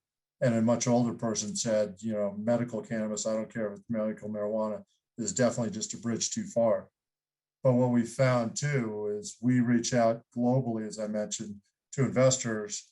And it's interesting too, because one of the points I want to make on the finance side is that we reach out to a group out of Kazakhstan about 3 years ago. And they essentially said, there's no way in hell's or God's green earth that we're gonna invest in that sector. And sure enough, we call them 6-9 months later, and they've made 3 investments. So that's one of the other lessons learned in the cannabis sector over time, that we've realized that we need to have a CRM. Being investment bankers, the industry, as I mentioned, is undercapitalized. So we're always on the lookout for really good capital from around the world. And we found, being in cannabis, just because somebody says one thing one day doesn't mean you shouldn't talk to them about 6 months down the road and get a completely different answer, right? So that's happened numerous times. One other couple of points that I thought that would be interesting to make. So one of the things I don't think John mentioned is to get the Panacea transaction done in December 2019. It's a $24 million tranche deal. And then actually just a year and a half before that, we helped PharmaCann, which was the Illinois MSO, raise $30 million before MedMen tried to buy them out. So we've been part of some of the biggest private placements in the industry, both marijuana and hemp. So we do both. We do plant touching, not plant touching. But we, after that transaction with Panacea, we were lucky enough to go and sponsor both events in Davos during the World Economic Forum in January 2020, right before the pandemic. And so, and one of our we got in front of a number of people, and the whole idea from my talk was to come up with a few ideas that we thought that we've learned in the US that might be applicable to, other countries as they're coming online. And a couple of things I thought were pertinent is, one is that we've seen very little first mover advantage in the industry. And for example, Cerna, for those of you in the industry at the time, Cerna was the top company, or certainly one of the top companies in the industry. When we'd have a big event, and this is when, you'd have the MJ Biz Las Vegas event at the Rio, or you'd have the big NCIA event July of that year in Denver. Cerna always had, or usually had, the biggest booth on the floor. Well, Cerna's really nowhere to be found. They're still a public company. They still exist, but they're not where they were positioned in the industry. Dixie Elixir, as many of you know, they were a top company back in 2015, 2016. They're certainly not in the position on the pedestal they used to be. And then let's bring up MedMen, right? Just about 3-4 years ago, MedMen was one of the king leaders in the industry. And again, we had a conversation with somebody today, and it sounds like pretty much a lot of the assets MedMen is selling off because they've kind of frankly run that company into the ground.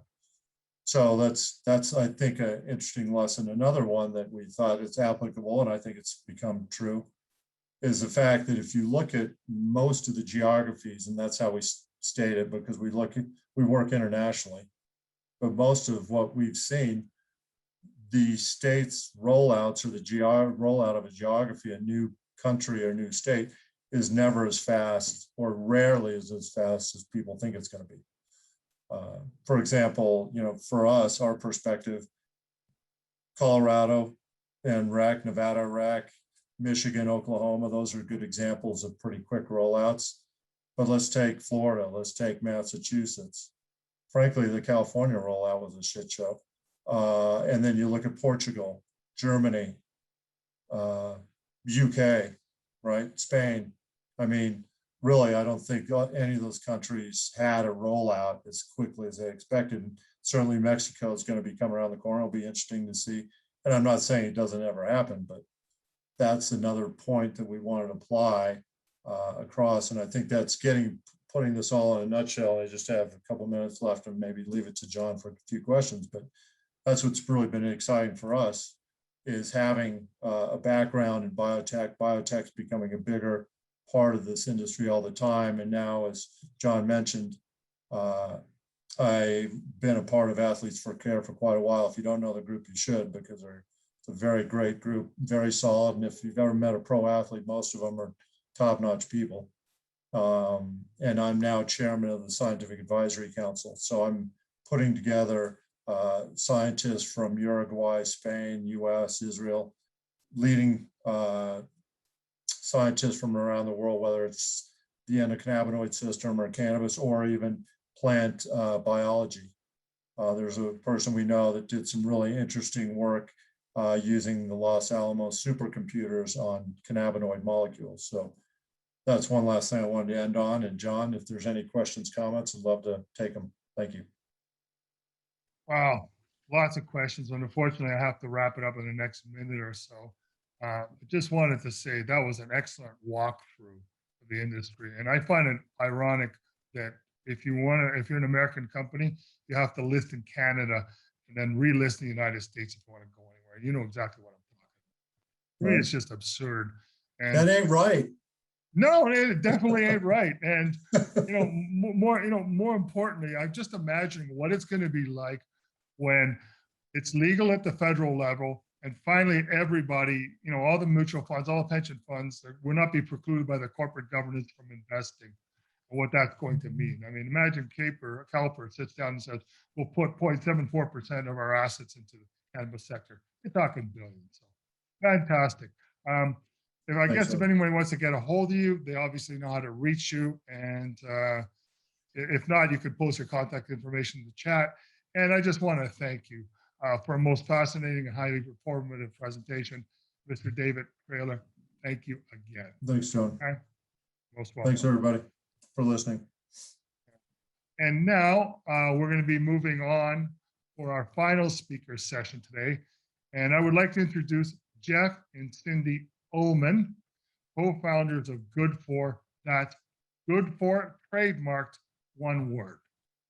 Their topic, how death almost killed one of us, yet we created a health, wealth, and entrepreneurs love story that's good for anybody in pain from anything. And I'm actually taking a very different approach here. I find that Jeff and Cindy to be very interesting and rather unique, with skills and talents just frankly not easily captured by their extremely impressive resumes. I mean, there's no question, for example, that they're both marketing whizzes, and I learn every time when I have a chat with Jeff. So I'm going to summarize by saying they really are out of the box thinkers. So instead of reading off their biographies, I will ask them to lead off by explaining why they are here and what do they offer. And I will yield the floor to Jeff or Cindy Ullman, but I understand that Cindy Ullman will be going first. So Cindy Ullman, please take it away. Thank you. I'm so thankful for John's support and for all of you who are interested in what's good for you.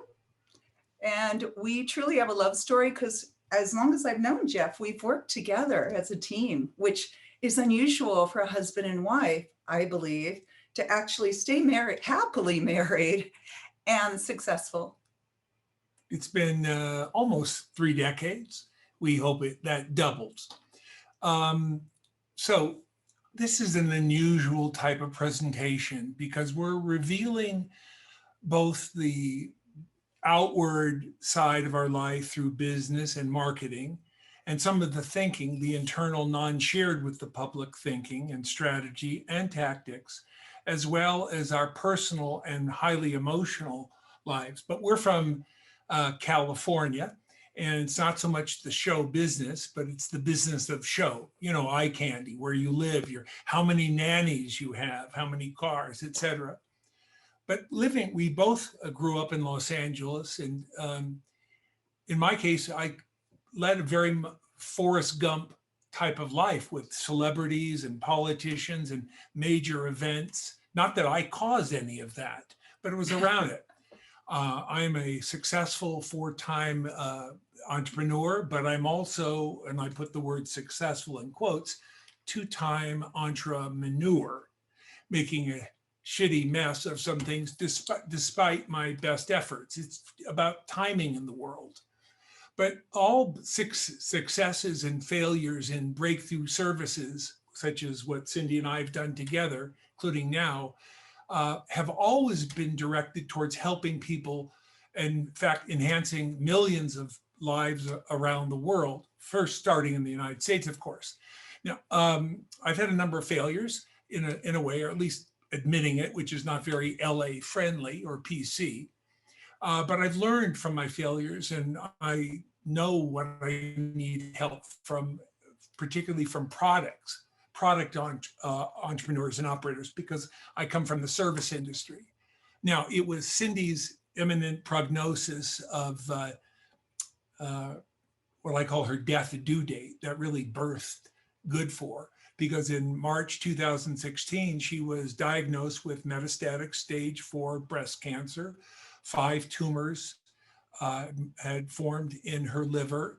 2 of them were about 75% of the length or width, if you will, of her liver. And she was given about 6 months to live between Halloween and Thanksgiving of 2016. So it was scary either way. And it was ironically not thankful for Thanksgiving.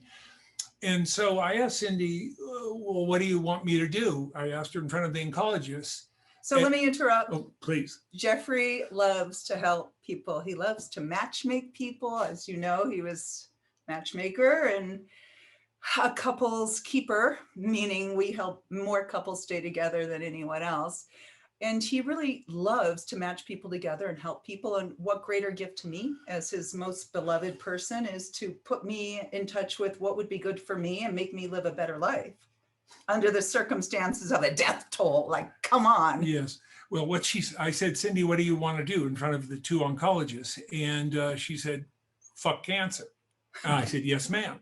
Now, what we created in 6 days, and no, we didn't rest on the 7th, was a genetically personalized, what's called pharmacogenetic formula of cannabis. Now, that's not what we're ever selling because the FDA would close us down. So people can contact us and we'll send them information, but we sell nothing. There's not a dime that goes between us. But she was taking also her chemo drug. And we all know that chemotherapeutic drugs kill. They kill bad cells, they kill good cells. And part of the power of chemotherapy, as well as many, many, many pharmaceutical drugs of all kinds, have side effects, adverse effects. And hers was neuropathy, extensive, massive, immediate neuropathy. And hair loss. Yeah, well, she's got quite a head of lioness of hair. So we created, my son Elijah and I created a topical, because we'd been home growing legally for many years, not commercially. So we created, but it was a high THC salve. It worked great. Friends knew about it. We gave it away, but then so many friends and family wanted it, we charged them. And I hated that. And it really snowballed. It was a grassroots effect. I mean, call it guerrilla marketing, but we weren't trying to market it. It was truly grassroots with so many thriver stories, people who thrive. And we were thinking to ourselves, wow, we did a YPO seminar on thrivers not that long Young ago. Presidents Organization. Yes. And so we thought, well, I'm going to be a thriver too. And we got to figure out this and help more people thrive. That's right. So it was in 2018, I decided we just can't keep growing for all the other people. I mean, we're charitable and all. So let's create a company. So I had a few, as a serial entrepreneur, if you will, not quite so serial, as I knew that my focus had to be ensured by creating a brand name that was scalable across the globe, and also to create a product formulation strategy that could not be equaled easily. And so I chose the name Good For, but I also want to say that when business people vet their vendors, like an attorneys, like I did and like I'm going to tell you, how do you choose the right person? So I said to 3 different intellectual property firms, all at different times, all on the phone, could I get the name Good For? They said, no, you can't, because good and for are too common in the English language. So I said, okay, I'm going to spell 3 words for you, and I want you to pronounce them. So here we go, and think of it yourself. MacDonald. MacDonald. McDonald. How about this? MCHenry. Again, MCHenry. McHenry. And the third one is MacHine. What is it? If you said McKine, no, it's machine. So I want to know how vendors can keep me away, can give us quality, not just attorneys, but think outside of parallelograms, outside of globes. Think differently, because that's the only way one can innovate and succeed in our international flat world. And we had to deliberately distinguish Good For from our competitive clutter. And we're succeeding in meeting our mission goals. And what fails, or what plagues most startup, I'll share with you in a little bit. So Good For has been proving most enduring, and it's probably the most enduring and lucrative health and wealth enterprise, because we prove 3 things. Pain is evergreen, everywhere, and ever eluded by everyone, and nothing really works, whether it's a CBD topical really, or a non-CBD, nothing works. That's why CBD pain topicals have such a bad rap. When you just have any kind of CBD and as the primary ingredient, not the active ingredient, it just doesn't work, and it turns off people. And as I got more involved with meeting more people who are suffering from pain due to their cancer-related treatments, we realized that's when we actually realized that we didn't have enough supply home growing it, that we needed to go into production, and we needed to do it the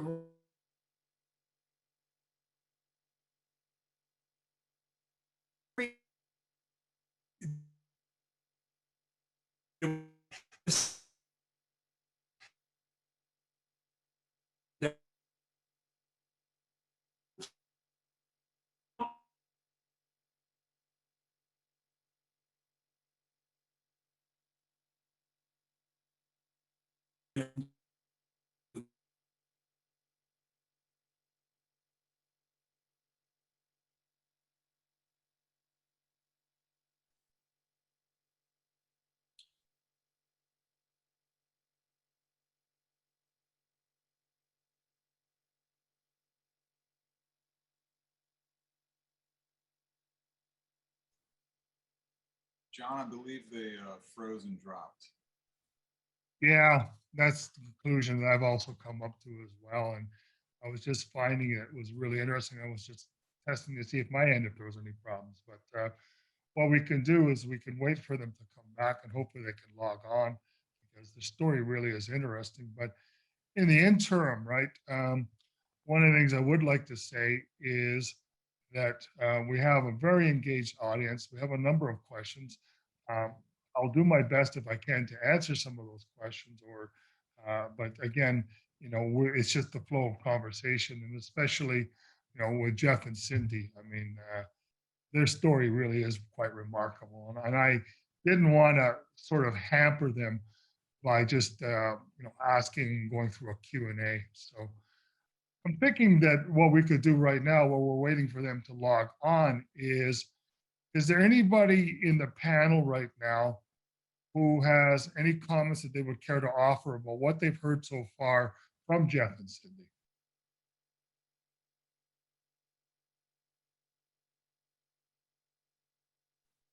Okay. You just ask them to raise their virtual hand, and we'll unmute them. Okay.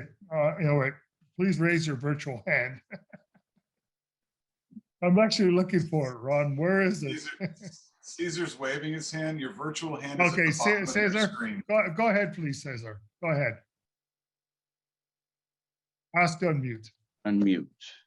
Okay. Perfect. As I'm here for Respect Your Universe, but as a serial investor and entrepreneur in cannabis, and hearing about that you can't open up a company in the States, you have to go through Canada first. It's because of the government and regulations are more favorable. Is what is being done to lobby for better American government regulations?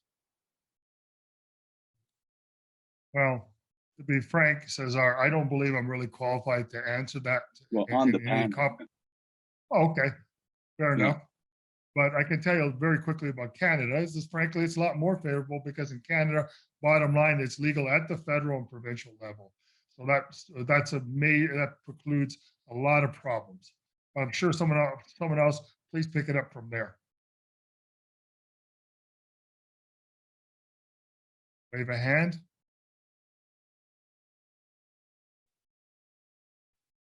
Okay. Looking for those virtual hands. Everybody, the raise hand function is at the bottom of your screen, or you can wave at the camera and I'll unmute. Yeah, wave at the camera probably might be easier for now because I'm looking for that wave function. I mean, I'm just going to preface my remarks by saying, actually, is there somebody here that wants to comment? Cesar, okay, let's go back to you, Cesar, all right? Let's go back to you. I think that was really more a question for David, and I just looked and he's probably stepped away. But as I think regulation opens in the United States, and especially with the federal government, then it'll be a lot easier. And in the meantime, I'm happy that Canada is the route back in. Yeah, absolutely. I had a friend that one time. He was from Canada, was in the States. He lived in Dallas, started a whole business, came to Canada to go to his mother's funeral. He couldn't get back in, so he went to Mexico and actually did what a lot of people are doing right now and came back into the States. Good for has returned, John. This is now, that's the cannabis route, Canada. Let's keep it that way. Okay, and let's go back to Jeff, and let's ask to unmute Jeff. Jeff, ask to unmute. Not a fluffer, but thank you for filling in. You can hear us, right? They're putting in, Verizon is putting in a new tower across the street. And boom. Boom. Thank you, Verizon. Thank you for being patient with us. Yes. So there's a lot we can share with you, and I don't know how many minutes we have, but we'll concentrate it. We believe very essentially that for a company to succeed in today's highly competitive, cluttered world, one must distinguish oneself with a name that's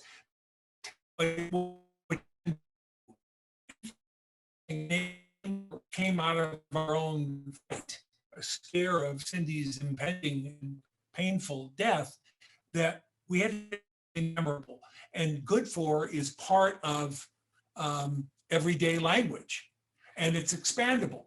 The three least important words or letters for us are CBD. The reason being is we want to go to CPG, global. Consumer products of all kinds, and you can put good for in front of just about anything, and it makes sense. We also have to respect our team members and give them, because they're the heroes in so many ways. I mean, everything doesn't come from us. And we also ask people, even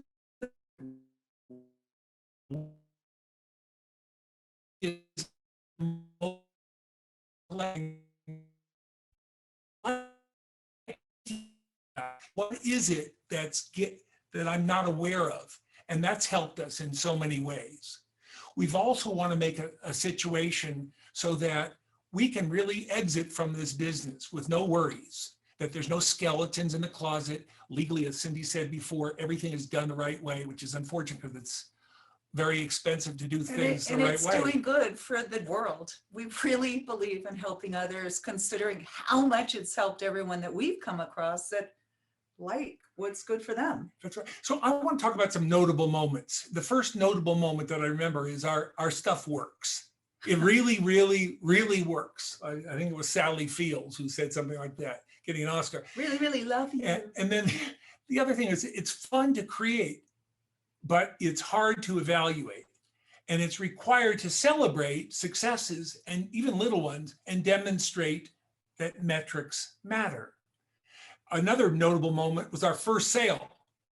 Another one was when my brother complimented me. He told me that moment was not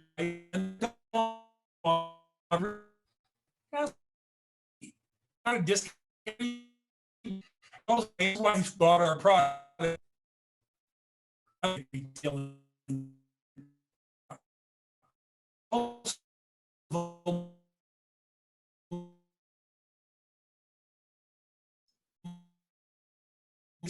For time to, I say, crashing into rocks. She and family mountain bikes.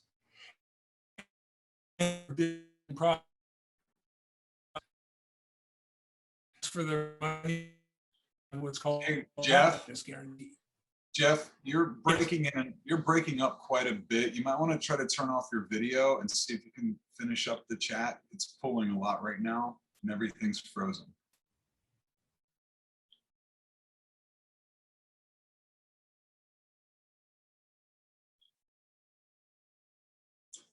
Or they got booted again. Okay, John, we're gonna move on. Yeah, I really wanted to hear their story, and I know that Brad is very good about these things, and they'll get another opportunity, I'm sure, in the near future. It's really a good story to hear. It's very touching. So, anyways, all right, everyone, that wraps up our speaker portion of the show today.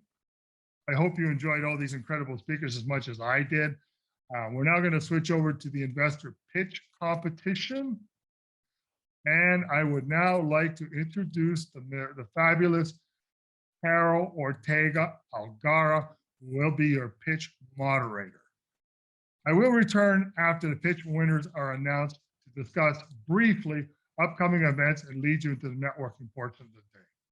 So we are now going to start the investor pitch competition, and I want to introduce the moderator, Ms. Carol Ortega Algara. Originally from Bogota, Colombia, which, by the way, is one of my favorite cities to have fun, Ms. Carol Ortega is the managing director and founder of Muisca Capital Group. For over 20 years, Carol has successfully guided large teams and achieved strategic goals for a diverse group of organizations. In Colombia, as a professor for Xaverian University, Carol led various research and consultancy projects within the financial industry, taught classes, and was the director of postgraduate programs in accounting. Within the governmental sector at the Ministry of Commerce, Industry, and Tourism of Colombia, a very powerful department, Carol was the technical lead for harmonizing Colombian accounting standards with international standards. Carol co-wrote the Standards of Accounting and Financial Information currently applicable in Colombia. Carol has also co-authored numerous accounting and business-related academic publications worldwide.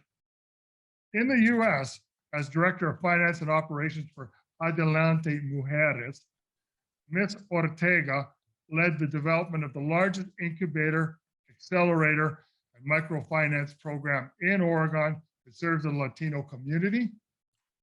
Further, as the Deputy Executive Director for Instove, he established their organization strategy, resulting in winning first place at the Portland Social Venture Society's Fast Pitch competition. Ms. Ortega has provided business and financial consultancy services to legal cannabis startups in the US since 2014 and in Colombia since December 2015.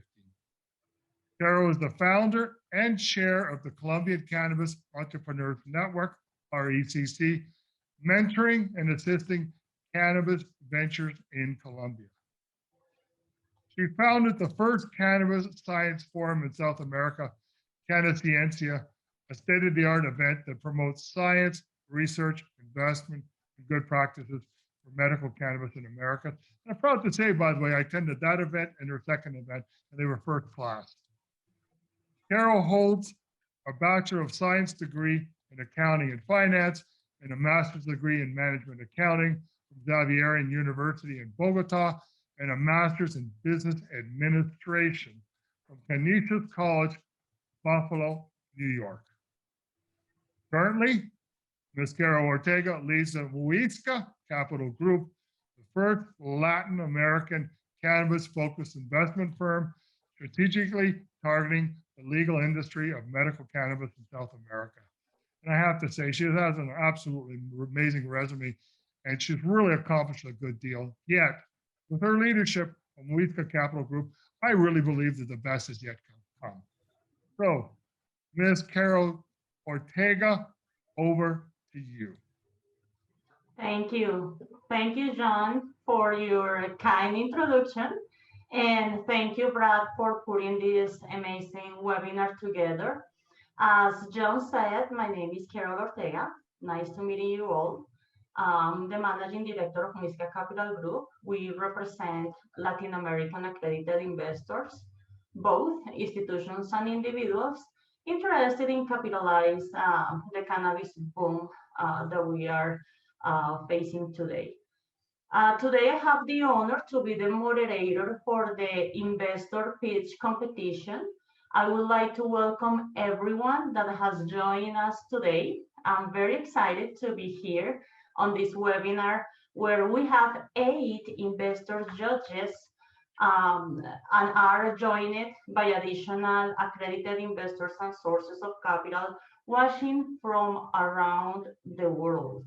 We have 8 companies that will present today to the judges, and they were selected from over 40 companies that applied. We have assembled a great cross-section of companies that will be presenting today that include both private publicly traded companies. Let us start by going over today's schedules and the format of the investor pitch competition. The investor pitch competition will be approximately 2 hours long, and our goals are to educate investors about the investment opportunities and connect companies from different industry sectors who are seeking additional growth capital and in the hunt for new investors and sources of capital. Today, we will watch 8 leading innovative companies present their investment opportunities to a panel of experienced investor judges that are seeking investment opportunities and high ROI opportunities as well. At the end of the 8 presentations, we will learn which companies the investor judges like and if they are motivated to invest. The schedule for today's webinar is as follows.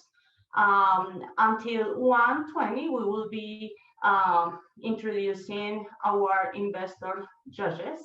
From 1:20 to 3 p.m., we will have company presentations and Q&A from our investor judges. From 3 to 3:20, we will have voting by the investor judges, and you, the audience, will have the opportunity to vote for the company that gave the best pitch, the best presentation. The judges will each vote for one company and tell us why is their choice. We will add up the judges' votes to come up with a total, and the company that has the most individual judges' votes will be the overall winner of the investor pitch competition of today. We will announce the investor judge and audience winner. From 3:15, let's say to 3:20, we will have closing announcements for our Masters of Ceremony, John. And from 3:20 p.m. until 4:30, we will be hosting a Zoom room networking where you can meet the presenting companies, investors, judges, and meet the webinar audience. We hope to see you there. This is a great moment to connect and to take advantage of the networking today. We have a few webinar items to cover. First, if you want to submit any questions, just use the chat button at the bottom of your screen. Please make sure you are sharing with all panelists and attendees. After the final presentation, the webinar audience will be presented by a pop-up window on your computer where you will be able to vote for your number one company pitch or a number one company presentation.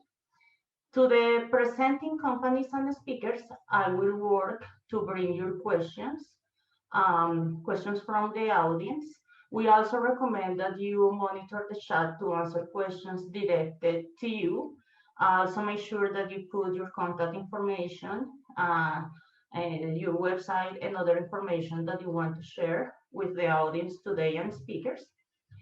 As a reminder, we have access to the presenting companies and investor judges information at Cannabis Investing Forum website and also investorhotseat.com. Let's also remember that each company will have 12 minutes to present and answer questions made by the judges. I will introduce each presenting company. It has recommended that companies use 6 minutes for their pitch or their presentation and allow about another 6 minutes for the judges to ask some questions. And that way, all the audience, all the accredited investors that are joining us today will have a clear understanding of the deal. Judges will raise their hands or can indicate that they want to ask a question, and I will allow them to ask the question to the presenting company. Judges are requested to have one question for each presentation and keep answers please at let's say 90 seconds or less, so we can have about 3 or 4 investors judges asking questions for each presentation. So let's start presenting our great set of investors judges, incredible personalities and professionals that have been working on the industry. Let's start with Claudette Lamora, Managing Director and co-founder of Black Legend Capital. Please make sure, Claudia, that you take less than a minute to present yourself. Are you here? Yes, hello, Caro. It's always a pleasure seeing you and working with you. This is not the first time, and I know a few people here as well. Thank you, Brad, as well. So my name is Claudette Lamora. I'm Managing Director of Black Legend Capital, which is an advisory group, the boutique advisory group based in Los Angeles. We also have offices in Europe and in Asia. My entire background has been in M&A. I'm Italian originally, that's where the accent comes from, but I've been in America all my life. So I was at Merrill Lynch, Bank of America Securities, and then always in M&A, and finally created and started Black Legend Capital 10 years ago, mostly for oil and gas transactions. That's the name. But then we moved slowly but surely from that to cannabis, so from oil to cannabis, from black to green.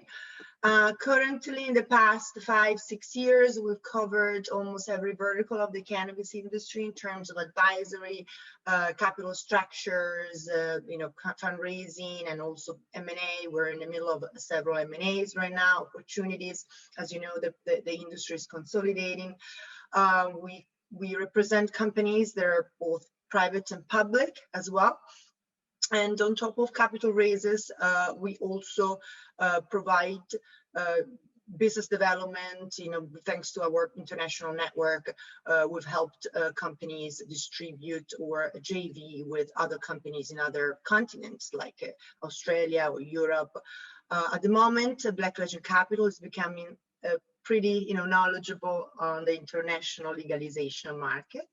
So we've been advising companies also for that, how to expand into other countries as well. Thank you, Claudia, and welcome. Our next investor judge is Clifford Perry, CEO and consultant at Concepts Consulting 2020. Welcome, Clifford. It's a pleasure to have you here. Hi, thank you very, very much, Carol. It's so wonderful to meet you and everyone else on this panel. Some of you I'm very familiar with by name. Some of you I am very familiar with in person as well.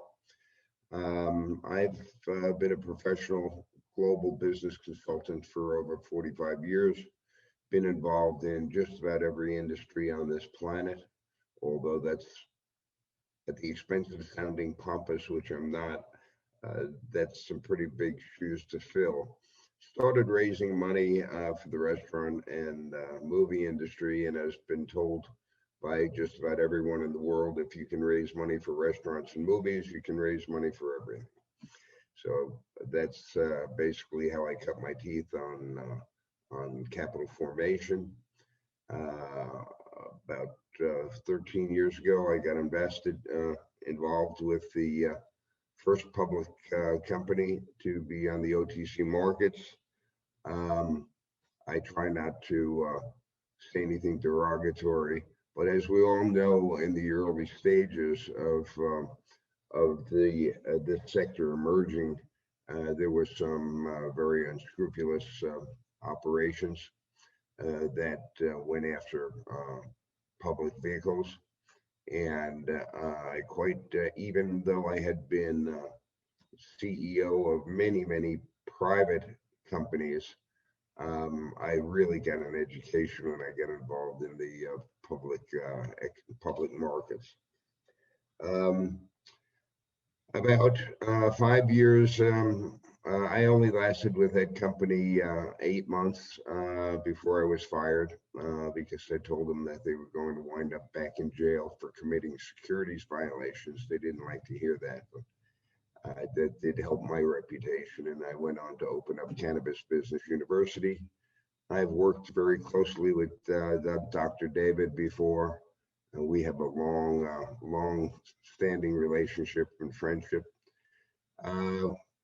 My co-founder was an advocate for now about 65 years. He was one of the original founders of NORML, National Organization for the Reform of Marijuana Laws.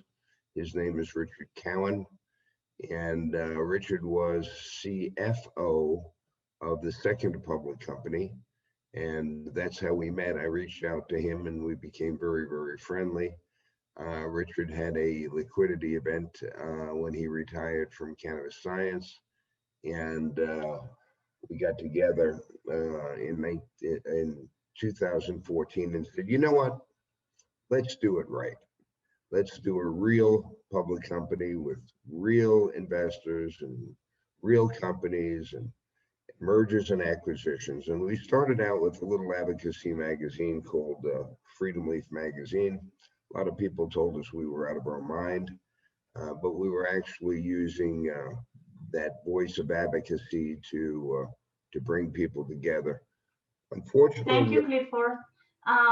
Let's remember to keep our presentations up to 90 seconds. Thank you. I'm sorry, but I need to keep the time on schedule. We welcome Daniel Barham, Senior Advisor from GB Capital.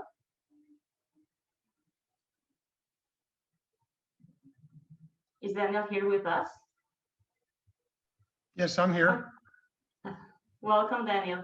Thank you, Kai. I appreciate it. Yeah, I'm here to add value. I'm a senior advisor to a private debt company in Bellevue, Washington, JB Capital.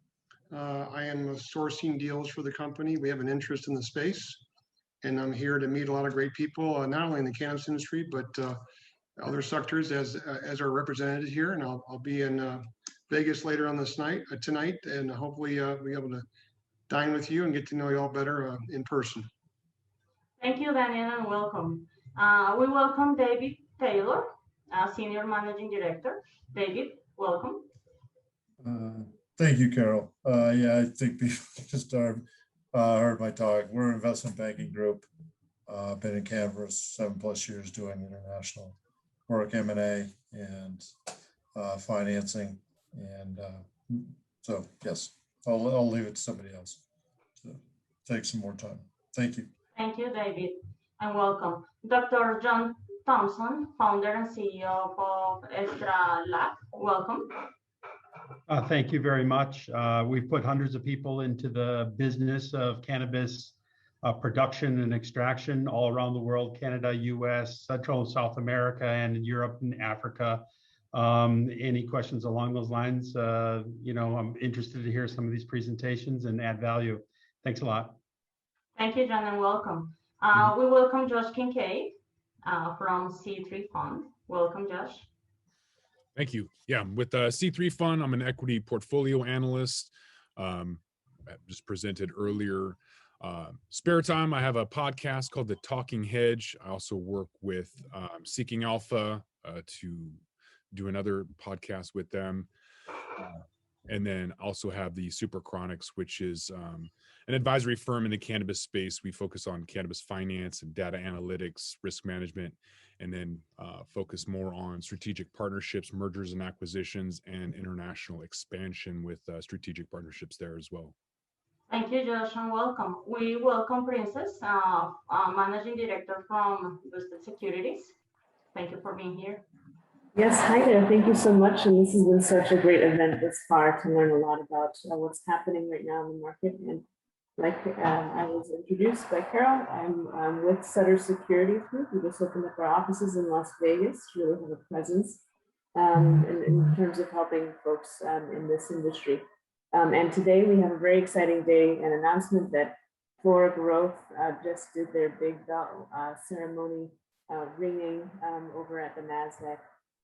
So these are the types of companies that we like to support, as well as we have our own private wealth management connections as well for our customers. So thank you so much for having me, and I'm looking forward to hearing more this afternoon. Welcome, Princess.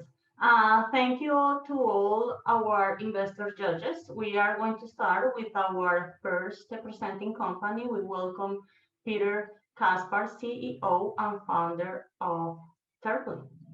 Welcome, Peter.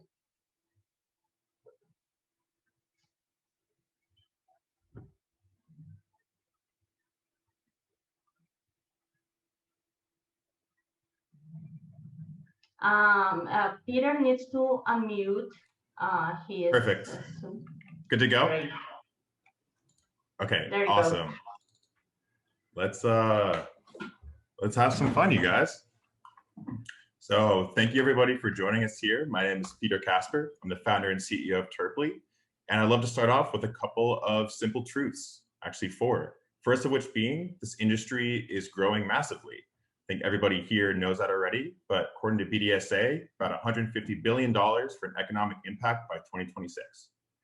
Second, data is worth more than gold.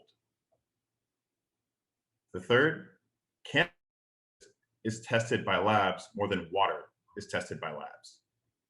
And fourth, nobody is commercializing this lab data, even though it's from the most important, verified, and trusted source in the industry. Turply aims to change that. We're harnessing this data with a mission to progress the understanding of the relationship between cannabis and consumer and solve for some basic inefficiencies. Primarily the fact that we understand little about how cannabis affects us. Most research is focused on the medicinal properties. Turply is focusing on the recreational properties, which comes to the issue for the producers and brands that they aren't making products for their customers, but how can they? When they have no lens into the customer experience, they're just shooting from the hip and hoping that the consumer will like their products, which comes to the issue for consumers, that they can't predict product effects before purchase. which is obviously very frustrating considering the high cost of cannabis goods, and consumers deserve to have confidence with their purchases. So to understand this problem, we went out to the market to see how deep this ran and came back with some shocking numbers. 73% of consumers rate product effects as their top selection criteria and their top pain point. 86% of brands use gut instinct to determine indica or sativa for their product effects when they launch products in market. 89% of consumers believe that these indica and sativa product labels are ineffective for predicting product effects. Let that sink in for a second. This is a massive elephant in the room that nobody seems to be addressing or wanting to acknowledge until now. Terpley's goal and Terpley's solution is to bridge this gap. Primarily for consumers, it'll be through a free mobile app where users can get scientific product insights and community reviews to assist with the product discovery process. On the left side, you'll see our first look at one of our product pages to inform the consumer about what to expect from a particular purchase. Additionally, you'll be able to get geofenced, localized product suggestions and discounts to help with the high cost of goods. And with our integrated review system, the more consumer reviews their experiences, the better the recommendations get and the deeper the discounts get. On the B2B side, we're providing a business intelligence dashboard where our customers can get actionable customer and product insights, product forecasting by leveraging other products' performance in the market, and enhanced direct-to-consumer user engagement tools to improve exposure and visibility to their consumers. The impact for this is massive as well. Consumers now have the support from the scientific and cannabis community, get cheaper prices for their cannabis goods, and can finally purchase products with confidence. Retailers can elevate their bud tenders to provide more exposure to products across their shelves, market their products more efficiently, and ultimately improve the patient outcome and customer experience. And then brands can now understand their target market, produce products that their customers actually want, and increase their brand and customer loyalty. And we project this market to be massive, almost $30 billion for the entire world, 20 billion narrowing it down just to the US, 5 billion for just California, with $15 million in Terpley's current sales pipeline, with information sourced from MJBD's 2020 fact book. And the competitive landscape is very fragmented. You have the major business intelligence players like BDSA, Headset, and Trees who are covering retail intelligence, but that stops at the point of sale, something that Terpley already captures through our point of sale and retail partnerships. Leafly is the next closest competitor for consumers, but they're primarily focused on competing with Weed Maps and establishing their B2B presence over their consumer focus. Relief and Popbotics are the closest for the consumer-facing applications, but they stop short when it comes to recommendations, personalizations, and they primarily focus on the medicinal properties. Terpley is here to focus on the much larger recreational market instead, and obtaining valuable market share in the process. The way we operate is also very simple. We analyze lab data from our partnered brands and lab integrators like Confident Cannabis, provide product insights to our consumers to help them with product discovery, incentivize our review system with deeper discounts and reviews, which we then turn into generating consumer insights by leveraging machine learning and AI for deep learning, personalized recommendations, and market research, which we turn into our primary revenue generator, which is our business intelligence dashboard, which is a SaaS monthly subscription model, where customers can understand their markets, evaluate product trends, and access to lab data. We additionally have other short-term direct-to-consumer revenue streams, primarily our product and retailer suggestions, which is similar to a sponsored model, as well as a 5% commission for our affiliate program as well.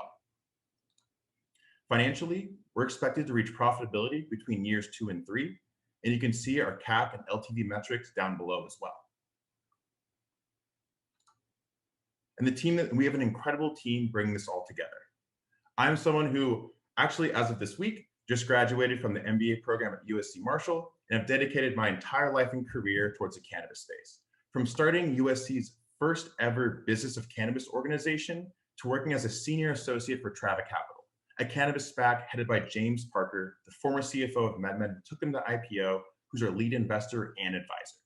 We additionally have Alfred Miranda as our interim CIO, who headed up the technology department at MedMen for their IPO, as well as the former CIO of Acreage Holdings too. We have some key hires covering our social strategy, front and back end for product development and UX and design, and a robust advisory team with support from the scientific for science, software development, finance, and partnerships as well.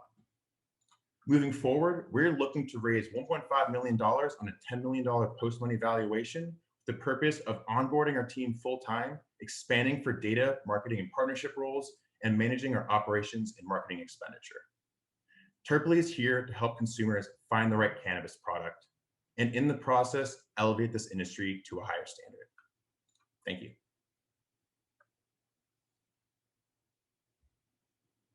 Open to any questions. Excellent. Thank you, Peter.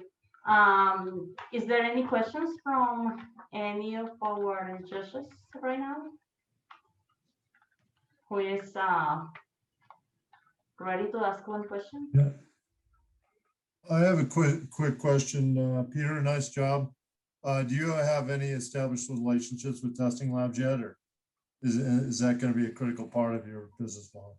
Yes, we currently have a relationship established already with Confident Cannabis, which we're siphoning for most of our brand relationships right now. And additionally, are in current talks with several other lab integrators right now.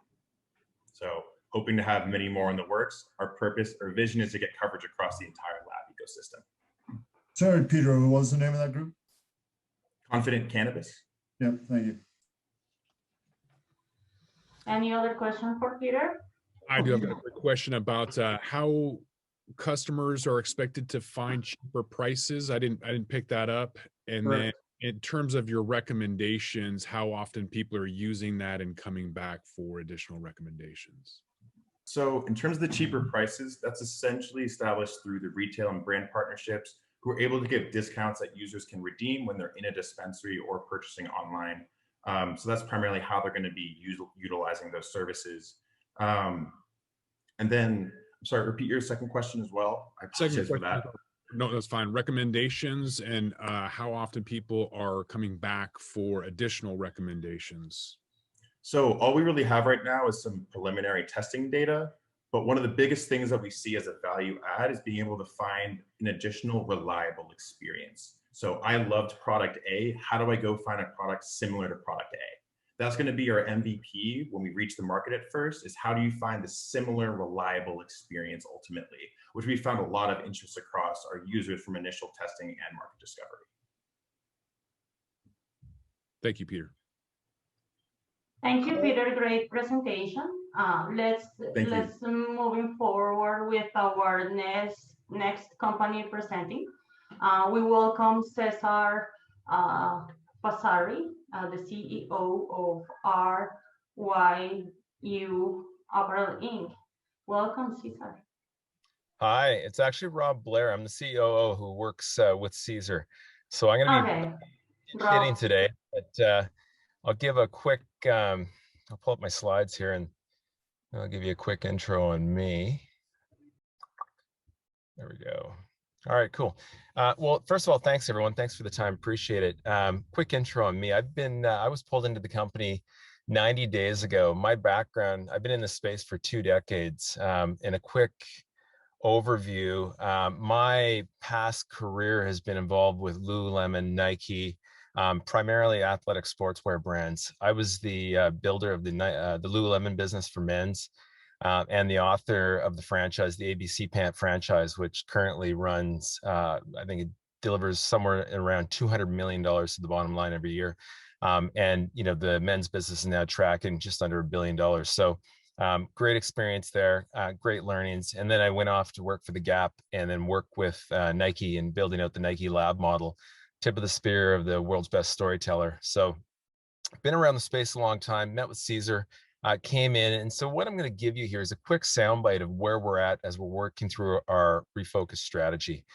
You know, first and foremost, this is a really healthy industry. You know, the athletic apparel space is considerably growing at double-digit growth, 200+ billion projections by 2025. I think one thing here notable, and we all see it during the pandemic time, people are training at home. You see what the numbers that Peloton's putting up every quarter right now. This is a healthy space and it's not going away. I mean, health is the new currency of wealth and it's becoming more prevalent across the board. So really excited about us and the position we have as we go into this space. One of the things to call out, though, when you look at the space of that 200 billion projection, 10 brands dominate roughly 30% of the space. So the likes of the Nike, the Under Armours, the Adis of the world, and then a number of challenger brands. The one piece to really note, though, is what's happening is you're getting this massive amount of undifferentiated product. And what that's doing, it's compromising the experience for consumers. And this is where we see tremendous opportunity in the white space. We're going to cut through the noise and create a differentiated product that really allows us to create space and grow our share of the market. Some of the trends that we're seeing as well, and this is, obviously we're all, astute of what's going on in the world during pandemic time, no surprise, e-commerce has now jumped to being a pretty dominant force within your overall, your sales mix. And, one thing here to note, in the first 3 months of 2000, we're seeing 10 years of combined growth. And that's not going away. Even after a pandemic time, there's a pent-up demand for retail, and we know retail is going to be really important. And obviously, a refocused retail strategy is really key to succeeding. But a critical part of that mix is still going to be e-commerce. And what does that look like from an experiential standpoint? Some of the stats right now show that about 18% of consumers feel like they get a decent experience online. That's a pretty big upside opportunity around your service model, purely beyond what you're presenting as far as a product offering. So we see this as, again, great opportunity. That leads us into one of our big focuses of our refocused strategy, which is creating this ecosystem, this digital ecosystem and an integrated marketplace. So we create this seamless end-to-end experience on every touch point of the brand. Really what this allows us to do is speed to market with product, with storytelling, with a narrative. And I think in the last presentation, we heard it front and center, digital or in data, we allows us to kind of start to create this engagement with our community and our sub communities, and really developing a good insight into the data, which will ultimately allow us to feed into our ongoing strategy, geolocation of new retail pop-ups, product mixes, and so forth. We're really becoming more intelligent when we move through our seasonal plans. The 4 pillars of our digital ecosystem, commerce, our service model, you look at the utility here, and then ultimately, really what this is going to do is it's going to allow us to kind of create speed to market, really bringing in stronger, more compelling stories, leveraging partnerships that we've got in place right now. And I'll talk a little bit more about that in the coming slides. But ultimately, what it's going to be is allows us to have more agility, be able to move quicker, and create this seamless end-to-end experience, which truly is what consumers are looking for. They're looking for experiential brands. They're looking for ease. A big part of our strategy is about making it easy for consumers, easy to understand, hyper-curated product offering, narrated stories that speak to our male and our female consumer, and also different parts of the market. As we solve as an athletic brand, I mean, I'm sure the question comes up, well, so what's different? We look at run, train, live as our pillars of our business. And we don't just solve for a one category, a CrossFit or a running category. We recognize that consumers are becoming athletic opportunistic, and also the blurring the lines between everyday leisure and clothing and athletics. So we look at this as, again, our opportunity to be disruptive, purposely disruptive, and create a unique expression of product that allows us to create solutions that allow you to kind of move through your day. Continue to focus on innovation, key partnerships for us, working with Noble Biomaterials, Silver, bringing in XT2, bringing in some unique technology in and around volcanic rock, curated product offerings, so very clear and concise. So consumers really, it's easy to engage with the brand. And then being narrow and deep on our product mix. So again, core products feel new at every delivery. So there's lots of depth and variety. And continue to inspire through storytelling. And I'll talk a little bit about the team. Big part of our focus here is really transitioning the brand from being a transactional brand to becoming a brand of belonging. And we know when we see the likes of Lululemon, they've been very successful at this. I was part of that playbook. I wrote that strategy. And we're taking chapters of that and also evolving it to where we are today. Rob, you have 6 minutes. I'm at 6 minutes? For questions, yes. Okay, so click right through growth path. Again, last slide here, and then we'll jump into some of the key partnerships. Our growth is being paralleled to what we're seeing in the market and also what we know we can do. So conservative estimates, pretty strong CAGR growth based on real numbers, productivity, and then really the team that's going to be able to do it. So strong pedigree within brand building, business people from everywhere from Adidas to some of the leading agencies. So really excited about that. Key partnership, Zoom Media, BEI in the entertainment space, really allowing us to tap into the entertainment world and leverage these partnerships to really drive growth. And then some of like Canada Skateboard and supporting the Olympic team. So lots of demand creation opportunity, product mix, right team and talent, and we're on our way. And our ask is roughly $5 to $10 million based on the partner that we're looking for, which is going to allow us to kind of fund first phase, second phase of our growth plan. Questions? What's the pre-money valuation? Sorry, I missed that. What's your valuation with the 5 to 10 you said? Yeah, our valuation right now, I mean, we're tracking around, we were at around a $50 million valuation. We'd like to be sitting back there. That's where we see the valuation and where it should be right now. We'd like to see that move upwards of 75 to 100. And again, after we get through year 1, year 2, I feel confident that we'll certainly have the numbers to support that.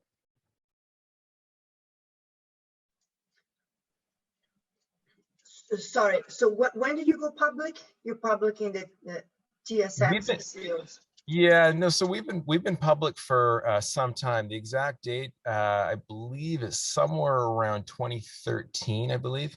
And the brand's been around quite a while. It's had a different, it's been going through a number of different spaces. And again, part of the refocus and part of the reason why I'm here is to reshape, refocus the business on a core consumer and an opportunity that it just hasn't been able to capitalize on. So, we've been public for quite a while. It's had an interesting past. We've had some great success, and it's kind of gone up and down.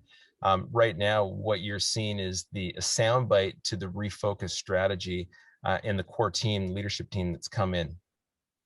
So how do you can you explain the $50 million valuation, right? And also, what is the revenue so far, the company? So the revenue has fluctuated. We have, we were at 5.6 a couple of years ago. The business tracked down last year, again, some missteps in the previous leadership in the company. This year, we're tracking around $1 million in revenue, so it's relatively low. But that said, our incremental growth, we're up 128% in e-commerce. Because of the COVID year, we've had our retail doors shut down. So we missed some great opportunity, and the business didn't pivot quick enough into e-commerce. Now the strategy is more balanced. We've got our retail doors open. We've opened up this click and collect opportunity. So to help with our service model, and we've got a refocused e-commerce strategy with some pretty strong players coming in on the retrend strategy. And what was the revenue in 2018, 2019, pre-COVID? Pre-COVID, we were, like I said, we were tracking upwards of $5 million pre-COVID, and then it trended down right as COVID hit. So obviously, all the businesses that were retail focused were hit pretty hard. RYU. There was no e-commerce at the time. You started in e-commerce. It was a smaller part of the focus. So e-commerce has been a relatively, I'd say in the last 12 months, it's been a core focus of the business.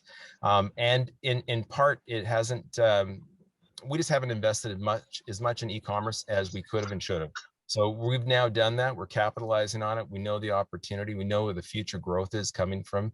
And we feel confident that we're really positioned to win. So what's your expectations, your projections for 2021? 2021, we're going to close off the year. Our projection is upwards of 5 million.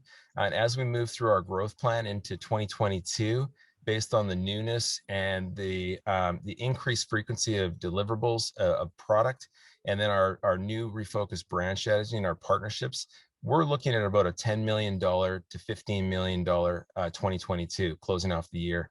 And then when we start to see a bit of a growth spike, we're going to see it in 23 with our refocused retail strategy, where right now we have 3 core doors. In 2023, we're looking at changing the model, being a little bit more disruptive, using the data to help drive geolocated retail doors, smaller footprints, and product mixes that speak to the core consumer in that region.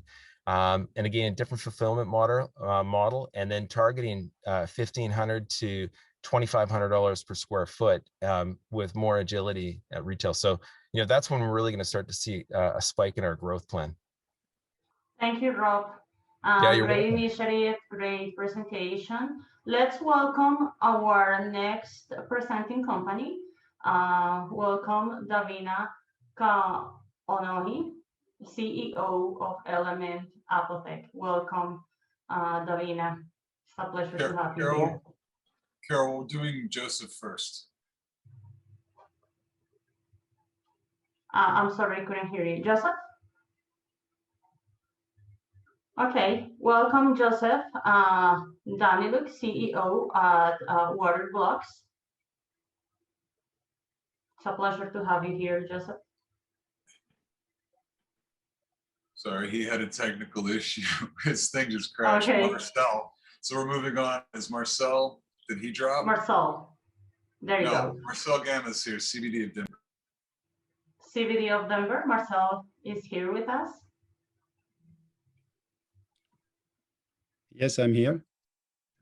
Welcome, Marcel. Marcel Gamma, CEO of CBD of Denver. Welcome, Marcel. Thank you. So just let me share my screen with you.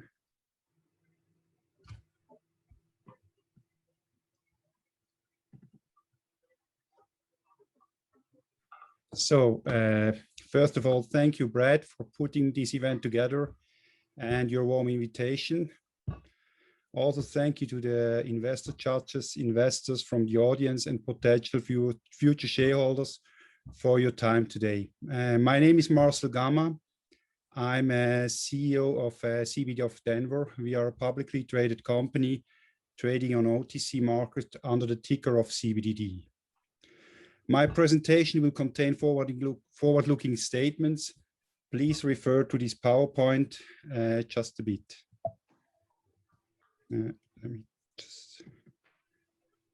I'm proud to share with you today our vision, our goals, and to speak to the strengths of our team, who I'm excited to report have recently announced over $24 million in revenue for the trailing 12 months, up from what was essentially a startup company just 2 years ago. I would like to add, much of this was achieved by our team in a very difficult time. As you all know, as much of our growth occurred under COVID lockdowns.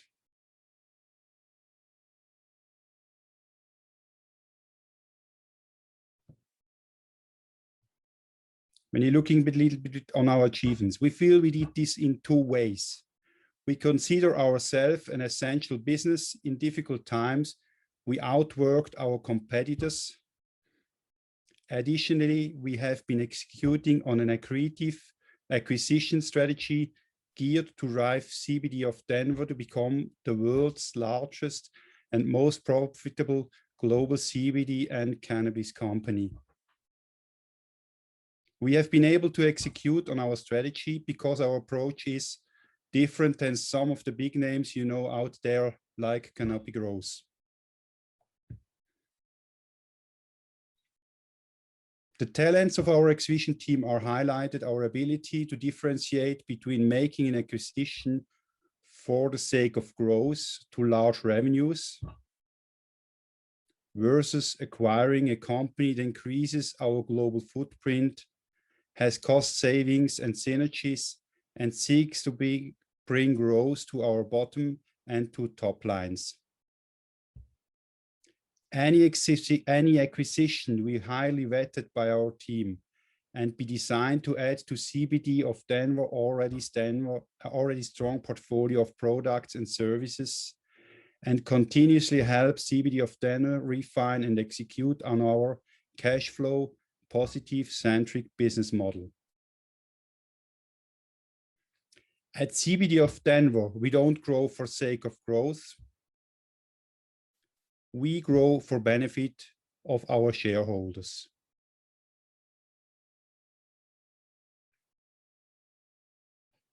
CBD of Denver's culture aims to always be under promise, over deliver organization, and we are proud to report at the end of Q1 2021, we have reported over $7.4 million in revenue.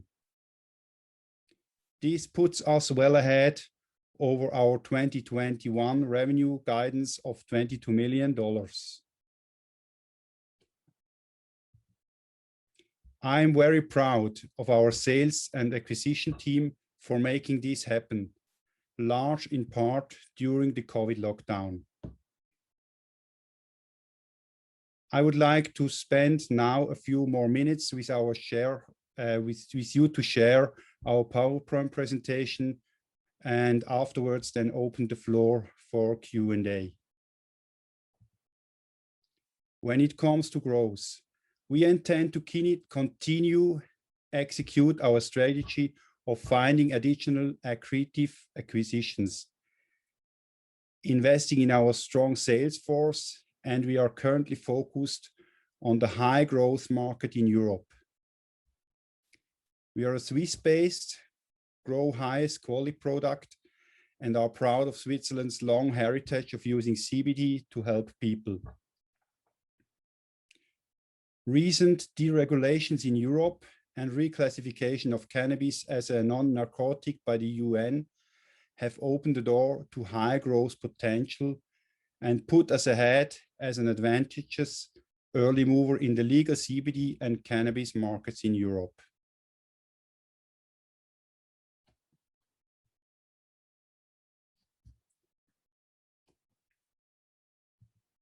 Why should you invest to us? We are trading at historically low price to sales metrics under 2 times our trailing 12 months revenue. Under a $50 million valuation, I know where we are not canopy growth yet. We don't have hundreds of millions in sales yet. So cannabis trades at about 20 times revenues. We also don't lose hundreds of millions of dollars. And if we,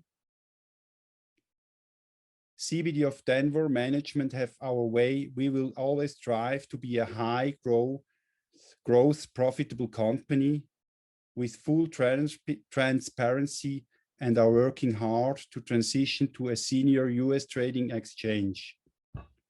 We also offer a high degree of liquidity, and our share trade in the US OTC market, it's many millions of shares each market day, sometime north of 100 million. So if you invest in us today and your situation changes tomorrow and you need your money, you conduct such highly liquid buy and sell transactions through your broker. However, we hope you join us in our long-term vision to be part of something special as we strive to be a potential leader of the CBD and cannabis public companies one day. I would like to open now the floor for Q&A, and I'm happy to answer some of your questions. Any questions to Marcel? Let's remember that it's just have one question. John, yes. Questions? Yeah. Hi, how are you? Great presentation. I appreciate that. First of all, congratulations to your team great year on your revenue. It's really awesome. It's a very hard thing to do. Was most of that acquisitions, or what was your organic acquisition mix? No, we already did 3 acquisitions, which let's say we continuously growed over the last 12 to 14 months organically. We have developed the market in Switzerland and in Europe very well. We extended our customer base. Let's say this was really an excellent achievement by our sales teams. And this was, let's say, made it possible to achieve this kind of revenue for the last trailing 12 months for about $24.4 million. Is that mostly online, or is that brick and mortar? No, it's let's say we have 3 areas we are active in. We have wholesale. We are moving large volumes of flowers, isolates, and oil in the European market. Also, biomass is some, let's say, small part of the business. Then we have established our retail business. We have our own shop in the eastern part of Switzerland and the online business. And third, we also have our own production. So when we're looking on how the revenues is, let's say, is distributed over these 3 areas, it's about 10 to 20% in the production, in our own production, about 10 to 15% in retail and B2B. Oh no, in more, 30% in retail and B2B, and about 50% in wholesale. David, do you have any questions? David Trailer? Yes, so Marcel, nice job on the presentation. So are you looking to raise capital this year to support acquisitions, and have the acquisitions been all stock? Yes, we are, let's say, we have a strong acquisition strategy. For us, it's also important when you're doing an acquisition that this acquisition is, let's say, very doesn't fulfill our portfolio, or let's say optimize or does fill some weaknesses or some areas we're not so strong yet, that we can add some more value there. We have now about 3 targets identified. We are currently further negotiating with, and we are quite confident then we can, let's say, announce another acquisition in the coming weeks. And did you go public just late last year? I'm looking at your chart right now. Did you go public via reverse merger recently? No, we let's say we took over CBD of Denver about 24 months ago. It was at about let's say 100,000 revenues a year or even less. The company was valued about 1 million at this time, or 500,000 at this time, and we developed it mostly by ourselves over the past 12 to 14 months. With this, let's say, incredible job done by our sales and acquisition team, and also by our management and let's say, yeah, the whole staff, which is really driving in the same direction and makes this possible. Thank you. Thank you, David. Princess, do you have one more question for Marcel? Marcel, yes. Hey, this is Todd McKnight, VP of Red Chip. Marcel, congratulations. Those numbers are compelling. What was the highest level your market cap achieved? Yes, we were over, let's say, we almost at 150. Let's say, I'm very unhappy how the market is treating us now, because I think our team and is doing a great job, but it's not so far really very well, let's say, yeah, honored by the market. So we dropped down again to about 50 million now, but hopefully we can, with continuously showing that we are able to deliver exceptional results, continues our growth, and doing, let's say, wise acquisitions, which are, let's say, value for the company and also for our shareholders, that we can, let's say, move this up again. And yeah, as we have the vision to become one of the major players in the European or even global market. In Switzerland, we already are on the top 5 of Switzerland companies. European, we are very well on the way to go in this direction too. And yeah, looking, let's say, the sky is the only limit, I would always say. That's very compelling. Congratulations, Marcel, and congratulations to your sales team. I know you've been working hard through the lockdown, and excited to see the coming 12 months and you reach new highs. Thank you, Todd. Much appreciated. Thank you, Marcel. It was My a pleasure. great presentation. So, And congratulations on your traction. And let's welcome our next presenting company. I would like to welcome Michael Sassano. Michael, are you here with us? Are you ready? Yep, I'm here. I'm with you. Let me get my screen up. Thank you, Michael. Welcome. Thank you. Okay. Hi, everyone. My name is Michael Sassano. I'm the CEO of SOMI Pharmaceuticals. We aim to be the largest cannabis manufacturer in Europe for worldwide distribution.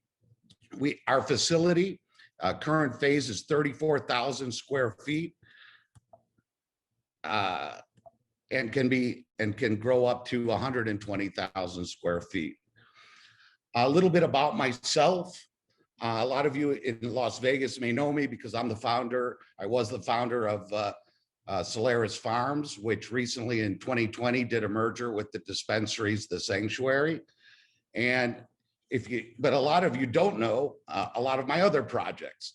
So I've been involved in over 15 construction projects in cannabis over the last 6 years. I've invested and worked with 48 different companies to date. And when you look at Europe, I want you to think about experience matters. A little bit about the European market. I like to compare the EU to the US back in 2017. However, in the EU, there's 26 of the 27 member states are already approved of medical. And there's 50 total countries in the entire European continent. The EU is a global market. And as Boris Johnson recently said, the EU will be the largest cannabis market in the world. And we're going there because it has worldwide distribution capabilities, unlike the US. And that's not really surprising. There's 760 million people on the European continent. And Europe's already going into standardized production with EU GMP, something that the US hasn't done. And you're looking at distribution through pharmacy networks. And they have over 100,000 pharmacies just in the EU alone, 200,000 on the continent. That's 1/4 the amount that are in the United States alone.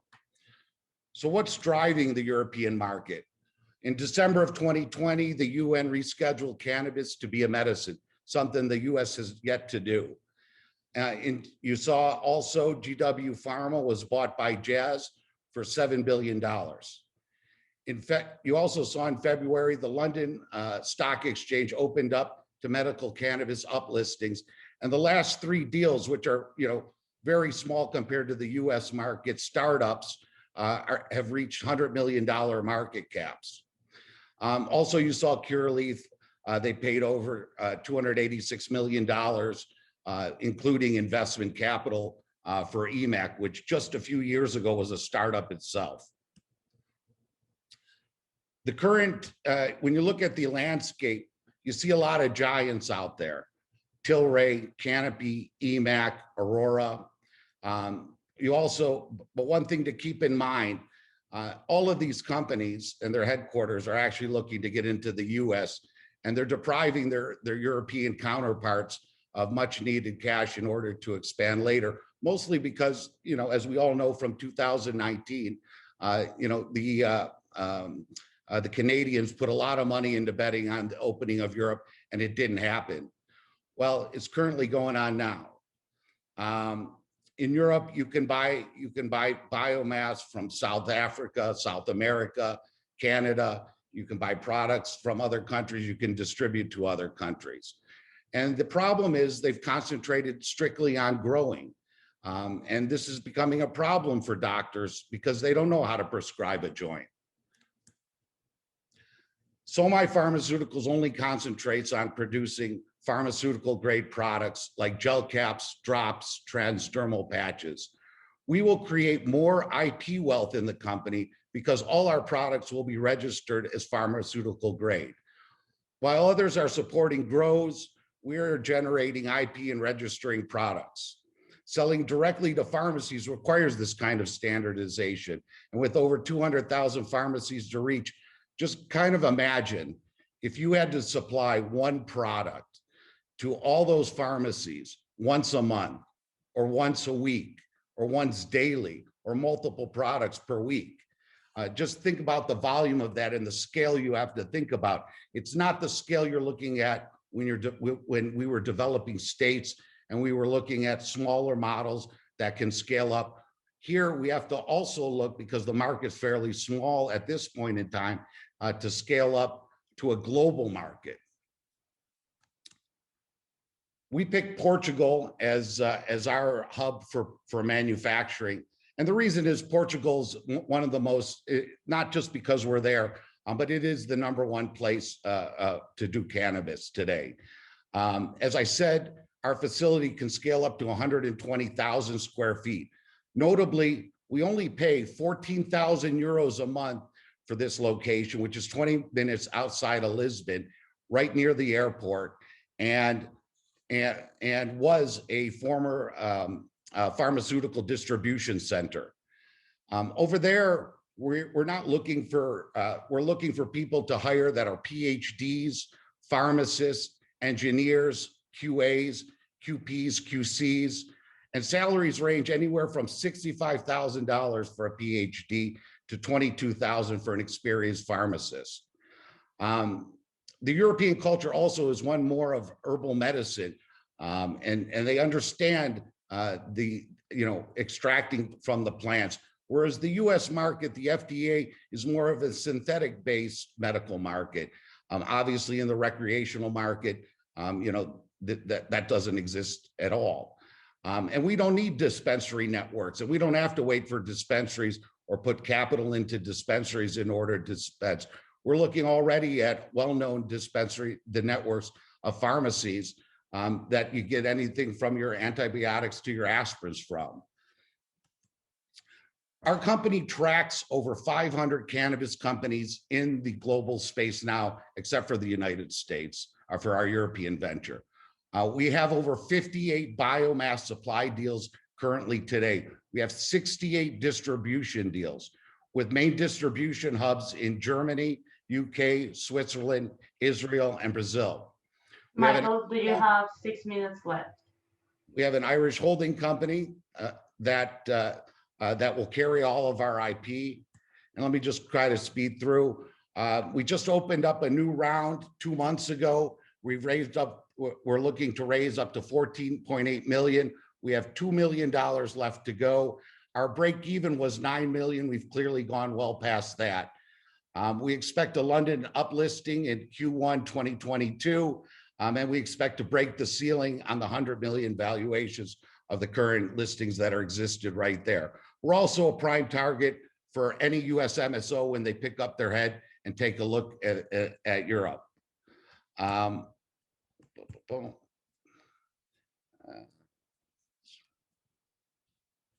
Okay, anyways, I can cut it off there. Anyways, independent, just to give you just a quick summary of what I've done with this company to date. We turned this company upside down, the model upside down, what current people are doing, or the current, every single company in the EU started by first hiring lots of employees for credibility, buying expensive ground up builds while they were wasting money and capital on their employees, waiting. And then by the time they got done with construction, they then decided to start registering their products and then tried to take a look at sales and distribution. I flipped that on its head. What we did is we tracked every company from the beginning and still do today. We started our registrations and our products before we even started our construction. As we got into our construction, I made sure to time the lease buy of the building to the exact day that I had all of the plans built so that I didn't waste any money on rental while I was going. And we'll hire in the employees later because we know how to run these companies and we know what's needed in order to do it. As of today, we're funded. Investors have an advantage in our company. We have the largest footprint of any EU company out there. That's not words, that's a fact. We're scalable for the global market. We have more experience than the current groups out there or even the starting groups out there. We're stressing IP sales, profitability. We're a perfect target for an MSO. We are going to go public, and our reporting is precise. You can see we have quarterly reports as a private company. We put out monthly newsletters, and our data room is superior. Thank you. Thank you, Michael. Great presentation. Is there any question for Michael from our investor judges? Hey, Michael, did I miss it? What were the total revenues in 2020 and which geography generated the most revenue? We're still in construction, so we'll be up and running by the end of the year. Okay, so what are your revenues expected for 2021? 2021, there's no revenues for 2021. 2022, 1 million, 2023, 12 million, 2024, 36 million. Okay, thank you. Thank you, Daniel. Do you have any questions? And then Princess? How much do you have left of the round, Michael? $2 million left. 9 million was our break even. We're past that. We just increased it 2 months ago. Michael, when you said that you were interested in going public, is that going public in the UK space, or does it matter? We're going to go public on the London, and we'll cross list on the OTC, QB, and CSE. And what are you thinking about timing for that? It's Q1 2022. There's not many groups out there that have a significant footprint like ours to go public. So we're quite in demand right now. So we've been talking to all the players out there. Any other question? We have one more question. Just a quick question. So you're based a little bit everywhere. I mean, you have distributions. And what about Portugal? Why Portugal? I know Portugal is one of the leading countries. I mean, in Europe, starting with some scientific plan. But didn't they allocate only the license to cultivate in a commercial way to only one company? Are you going to cultivate there? No. When I talked with Infomed, I told them I wanted a standalone facility. I don't want to make the mistakes of oversupply. There's so many growers. We have so many bio deals. And the number one reason for Portugal is speed to market. Infomed, which is the health authority that regulates medicine, has gotten the likes of Tilray, Cleaver Leaves, EMAC, spent hundreds and hundreds of millions of dollars in order to educate them as the cannabis products and get those products approved and onto the market. It's number one. It's tops. Thank you, Michael. That was a great presentation. Congratulations. Let's welcome our next presenting company. I would like to introduce Joseph Daniluk, CEO of Water Blocks. Joseph, thank you for being here and welcome. Are you ready to present?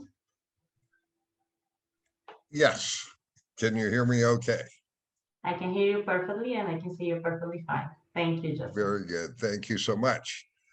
Well, good afternoon, everyone. My name is Joe Deneluk. I'm CEO of Waterblocks, and I came today to extend to you an invitation to join us in building a global enterprise to help save lives, communities, and our environment, whenever and wherever disaster strikes. We've patented a new type of flood control barrier system that is rapidly deployable. It's a 4-foot box that has 3 doors on it. One's to automatically let the floodwaters in when they come and fill it up so that it weighs 1,750 pounds.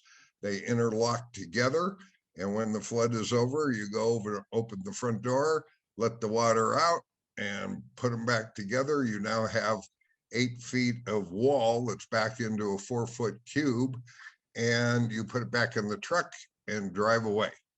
It's a replacement for sandbags. We've been fighting floods for the last 2,000 years using some form of sandbag or sand wall. Well, it's not working anymore with the climate change and the severity of storms that are taking place. We need a rapidly deployable new technology that can respond quickly and help these emergency responders protect their communities and the lives of their residents and the environment. These can be used in a number of different scenarios, from construction sites and petroleum drilling sites, and you name any industry, including trying to save wetlands. We have a tool that can do this. And that's the hardware side of our product sales. But more importantly, what we figured out, in order to make this scalable, affordable to especially small communities that can't afford the cost to buy this infrastructure, we want to set up an Uber-like network we call the Disaster Support Network and go globally. By just putting a little RFID chip inside the barrier, we can rent these out instead of requiring a huge capital investment to create these, because everywhere you look and you see plastic barriers, they're usually used for traffic control. And they usually have holes in them so that forklifts can grab a hold of them and that kind of thing. Well, we did it a little differently so that the water can still be held inside. And that's part of our patented intellectual property. And we want to make a network where emergency responders, government agencies, major corporations, municipalities can all be members on the network and utilize the app that we've already talked to, like Google Maps, to create a new kind of topology program that can integrate with NOAA in order to give people an idea of where best to place their barriers when they have an impending flood coming. We have gone to the largest manufacturing show in North America called ConExpo in 2020 and launched our product. And you can see from the videos that we took there, there is a tremendous interest, not just from the government agencies, but construction companies and all kinds of other people that were at this show. We have momentum. We've been fundraising on crowdfunding on Start Engine. We have over 1,300 investors that have put up about $570,000 just from that offering, in addition to another $300,000-400,000 that we've got from FF&E, friends, family, and everybody else. And so we're at a point where it's time to go from pre-revenue startup into full operations and get our marketing and our production and everything else.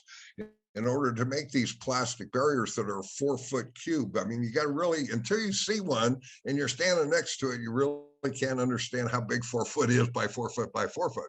It's a big product.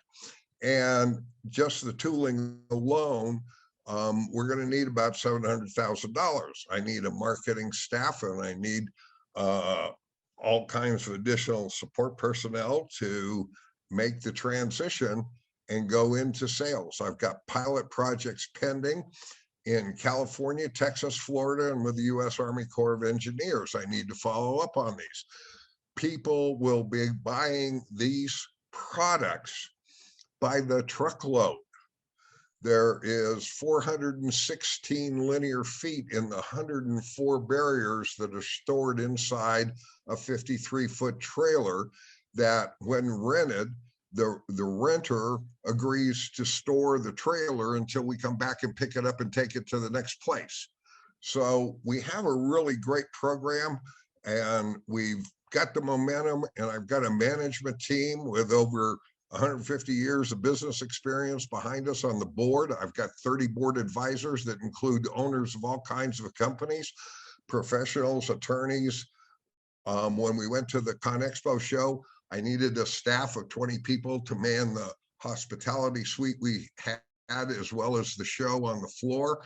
And I put out a request to my board advisors, all 32 of them, and 19 of them flew into Vegas and spent 10 days with me in Vegas manning the show and booth. And so, Joseph, you have 6 minutes left for questions. No problem.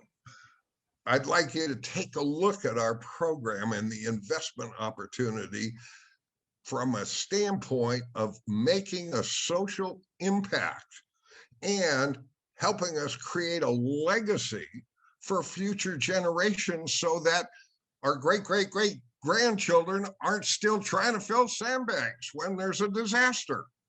But if we don't step in and do something and come up with this technology and bring it to market, we're going to still be filling sandbags our great-great-great-grandchildren will be doing. So I invite you to consider us. Now let me open it up for questions. Thank you. Any questions for Joseph? Oh, there must be one out there. Come on, guys and gals. I know there were some very bad floods in Santa Barbara a couple of years ago. Actually, a cannabis client of mine based there got affected personally. I mean, all the houses there, and there were many lawsuits also against Edison, I think, for something that they did that they should have done. I don't know, like, do you think about, partnering with some big company that, could invest as a way to, not get sued next time there is a flood situation, like a JV with some big company, providing this technology, Oh, certainly. It just takes time. Claudia, thank you. And you bring up a really good point. If I was in the business that you're talking about, if I was growing marijuana in my backyard, I know that I cannot get flood insurance for that. And what would be really great if I could create a 4-foot or double stack these water blocks and create an 8-foot tall wall around my 45 acres of hemp and marijuana that I'm growing in the backyard that I can't buy insurance on, because then it's protected. And this is just one example of the different multiple uses of this thing.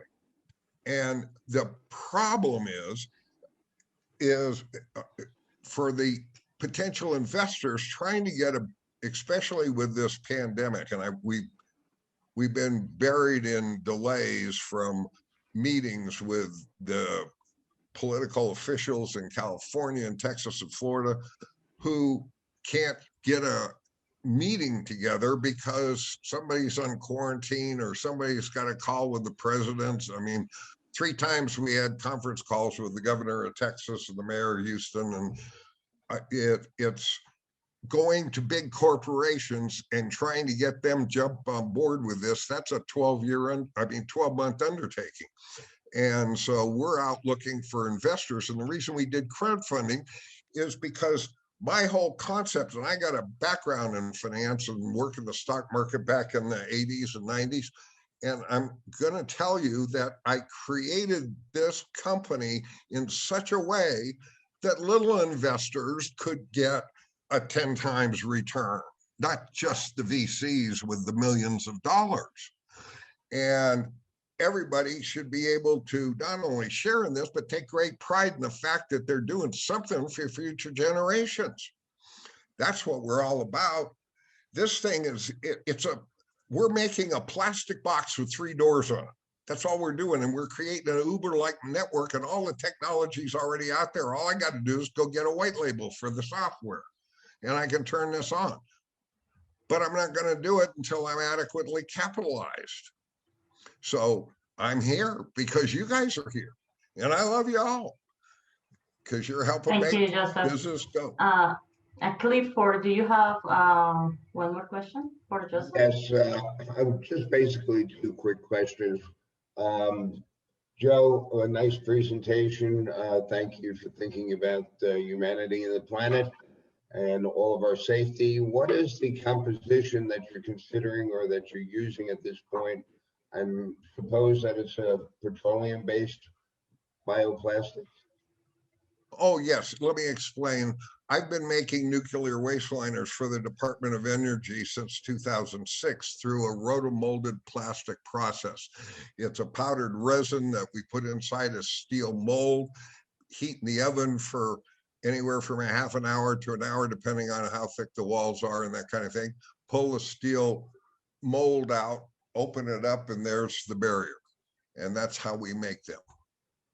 Okay, I'm wondering, one last question, if you have ever toyed with the idea of using any type of hemp biomass for your product, whether it be a petroleum-based, hemp-based petroleum, or a hemp biomass product.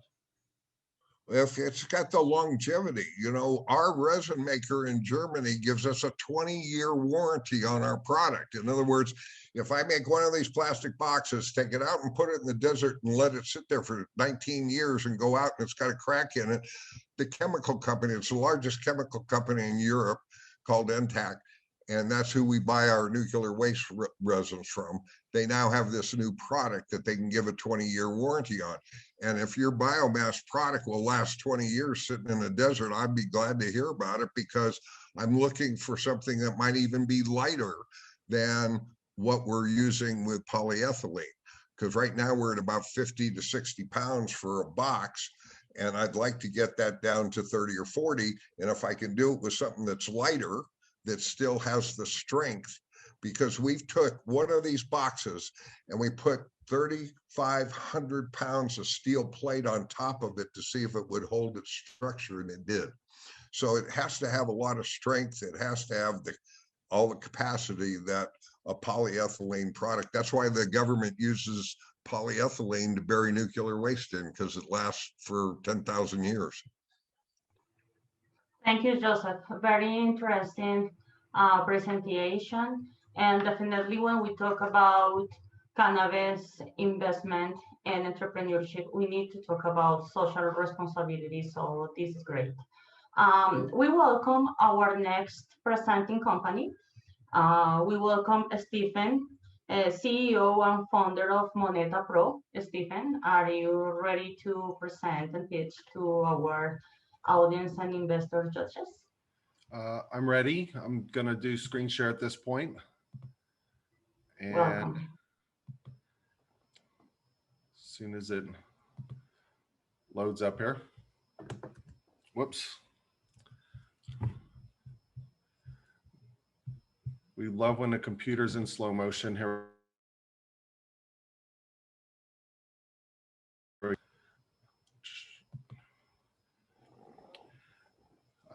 Perfect. So introducing, did Zoom quit on me? I can see you and hear you perfectly. We can see you and hear you. Okay, perfect. I'm ready to go. Stephen Me, Moneta Pro. Basically, we're an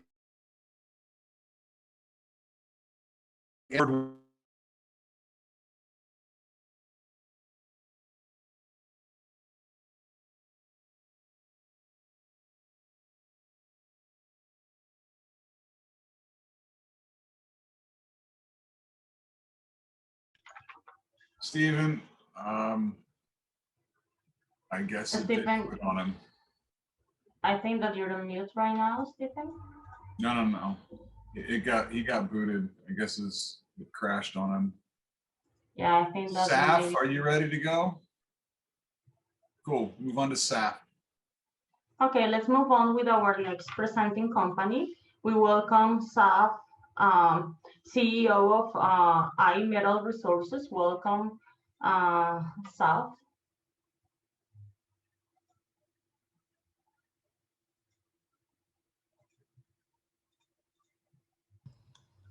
Thank you, Saf, for joining us today. Okay. I think you guys can all hear me now. Thank you, Carol. I can hear you perfectly. Hi, everybody. Thanks for everybody.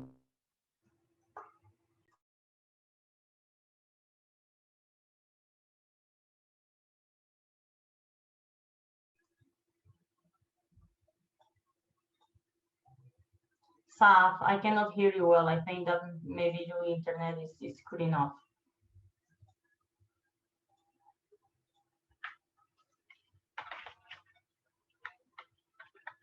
Stephen, are you ready now?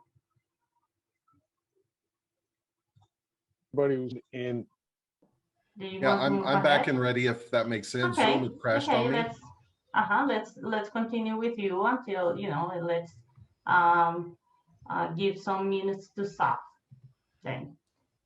Perfect. You'll have to welcome, re-release Steven. screen Thank sharing. you.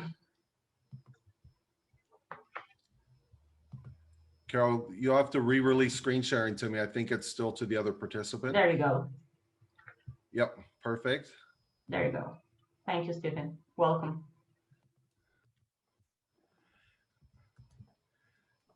And again, thank you, everyone. Moneta Pro, enterprise platform for what's called global corporate barter. We fit under enterprise SaaS, supply chain, fintech. It's award-winning, experienced management team. The target market for us initially, $17 trillion market of what's called corporate barter. This is where the largest companies in the world trade assets with each other. So Ford will trade for airlines, automotive, media. 72% of the Fortune 500 participates, but the problem is it's still a manual process. So in order to trade, you have to identify trade partners, negotiate, track, integrate into the inventory systems, and you have to repeat that each time you want to trade. And the reason it's complicated, people go, why don't you just sell for cash? Well, the benefits of corporate trade is, imagine you're CFO of a car company. Instead of putting something on sale at 20%, spending cash to acquire new items and paying taxes, corporate barter, you trade at full retail, you acquire assets without spending cash, and it's potentially tax-free under some 1099 restrictions and opportunities in the US. So the trade systems need to evolve. There's a lot of consultancy white papers out there saying what a problem this industry is.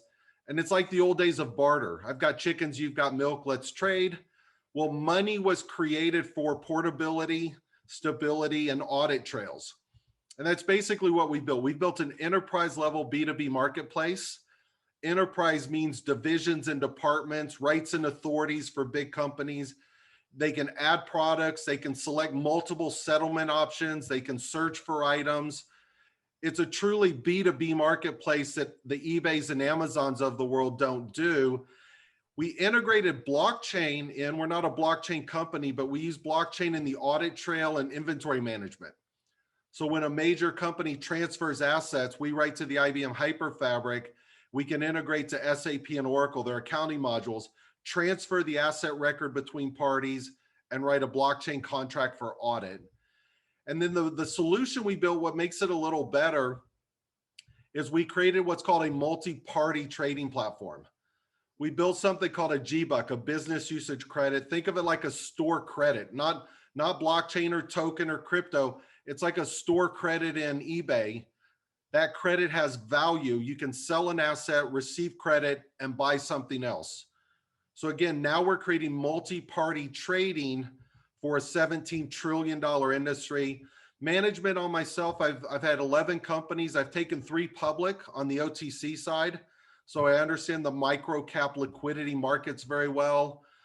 Igor Barash, my COO, took his last company public on NASDAQ. We've got some senior executives out of Sony. Corporate, we've got guys out of BlackRock and Visa. On the enterprise side, Dennis Kucinich, former presidential candidate. Go-to-market strategy, very direct. 10 primary industries that trade: airlines, automotive, heavy equipment. So we looked at the largest companies in the world that have a history of trading and targeted our top 10. We're in discussions with about 5 of these right now, and then some others that aren't on this list but fall in that category. Revenue model, we're enterprise software. So there's an onboarding fee, a monthly hosting fee, and a transaction fee off of $1.5 million and up potential transactions. So again, we've built a transaction model at a B2B level that the MasterCards, Visas, PayPals don't play because it's outside the credit card network.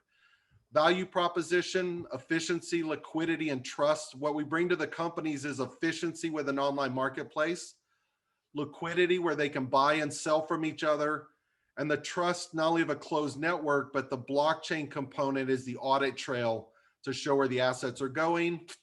Couple Stephen, milestones. are you sharing your screen right now with us? Yeah, I have been the whole time. But we are not visualizing your screen, unfortunately. You want to try to share your screen once again? I can do, it says Because sharing, we would but I'll love do to stop see share. your presentation. Everybody's asking, it's very interesting. We would love to see your presentation, definitely. So I just did share again. All right. You know, sometimes the internet takes a while. There we go. Perfect. Thank you, Stephen. Now it's there.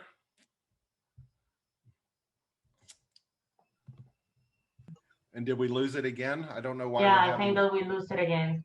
Yeah, perhaps your internet is not that strong today. No, I'm for a change, I'm actually sitting in Los Angeles. There you go. Now I can see your presentation. All right, so without making everybody dyslexic, I'm going to back up and forward through this very, very quickly. The presentation I just gave, this is all very high graphics, so you'll get to see it very easily.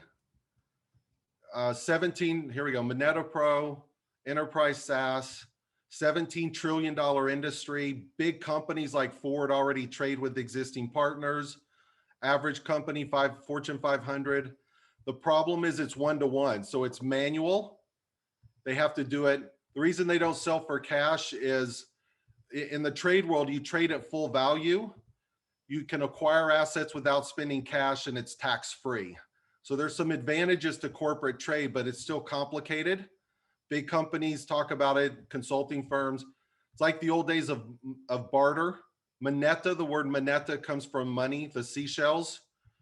We built an enterprise marketplace. So we've got divisions and departments and rights and authorities, customized home screens, the ability to search and find and acquire assets.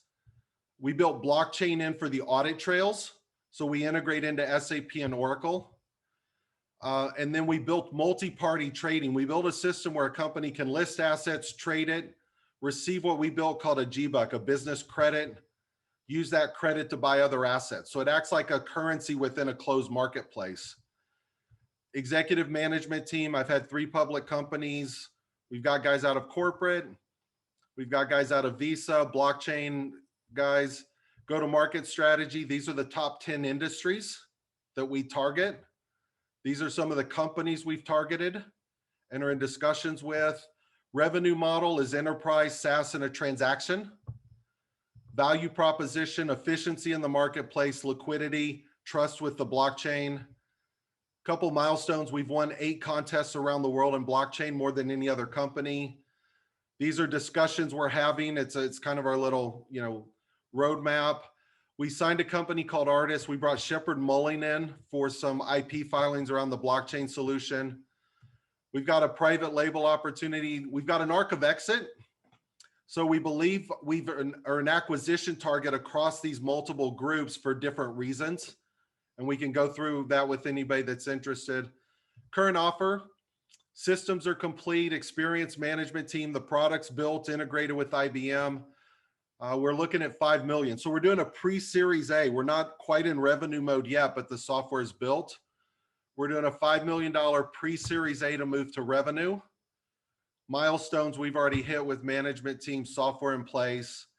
And then we do a little comparison to Amazon, where Amazon's a marketplace for B2C, we're a marketplace for B2B. So that was running through the presentation twice in 7 minutes. That's great. Stephen, this is great. Great presentation and tremendous initiative. Is there any questions for Stephen?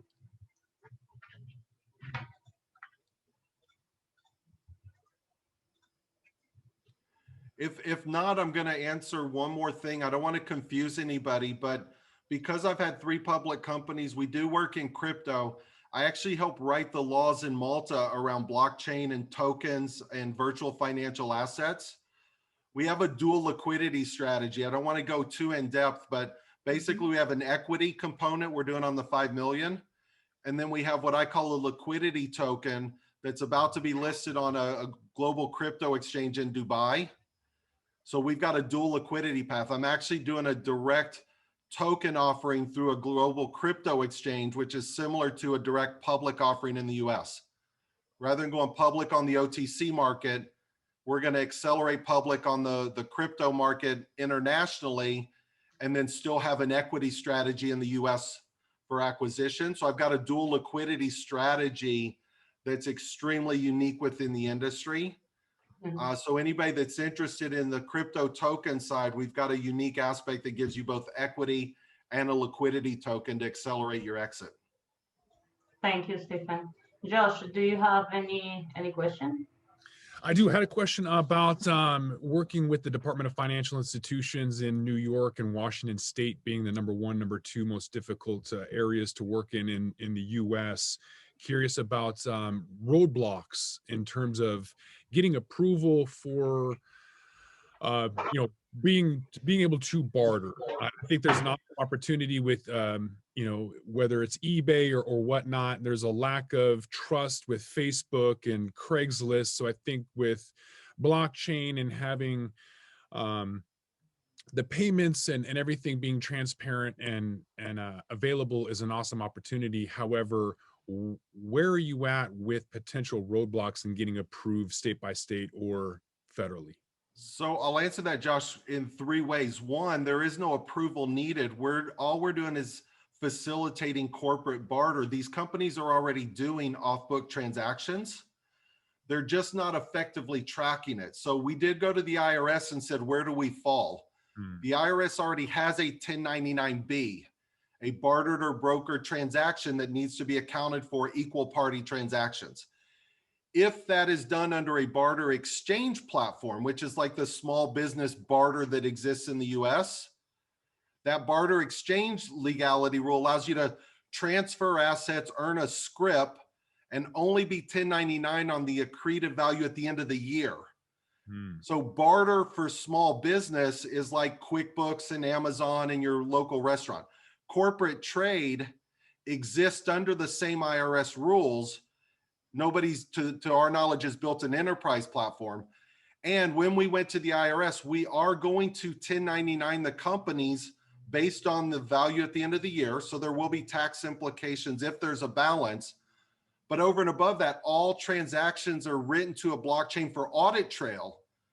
So it helps the enterprise not only have audit capability for their transactions, but the IRS would then also have transparency into an industry.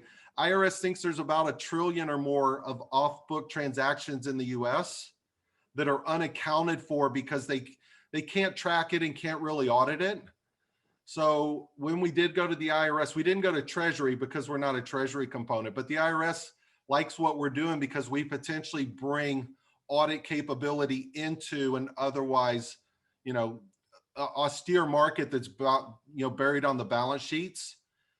And then same thing with 2 countries. We're in discussions with Kuwait around what they call swaps and flips, where Kuwait's trying to figure out how to potentially integrate our market because we're a closed platform and everything's trackable and an audit trail.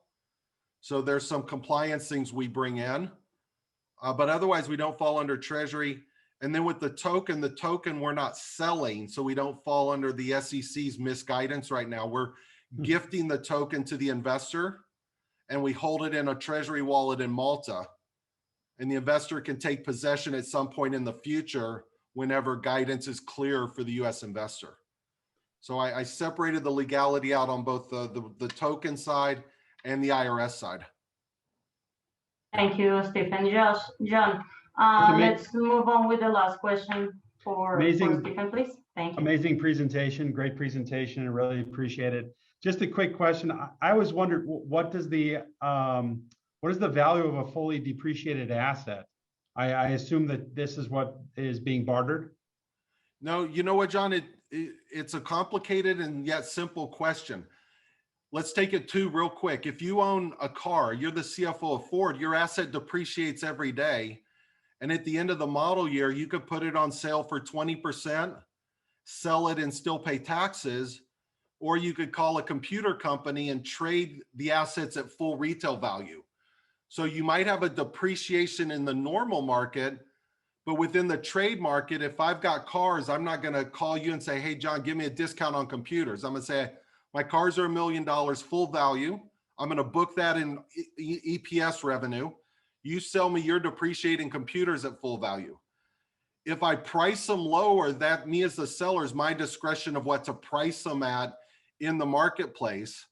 But I also now have transparency of other products that are listed. So if I put an asset out that's overpriced, it's not going to move in the marketplace. It's like putting a computer in eBay for 3,000 when the market variance is 1,000. So we don't get involved in pricing, but it's an interesting market at full retail transaction.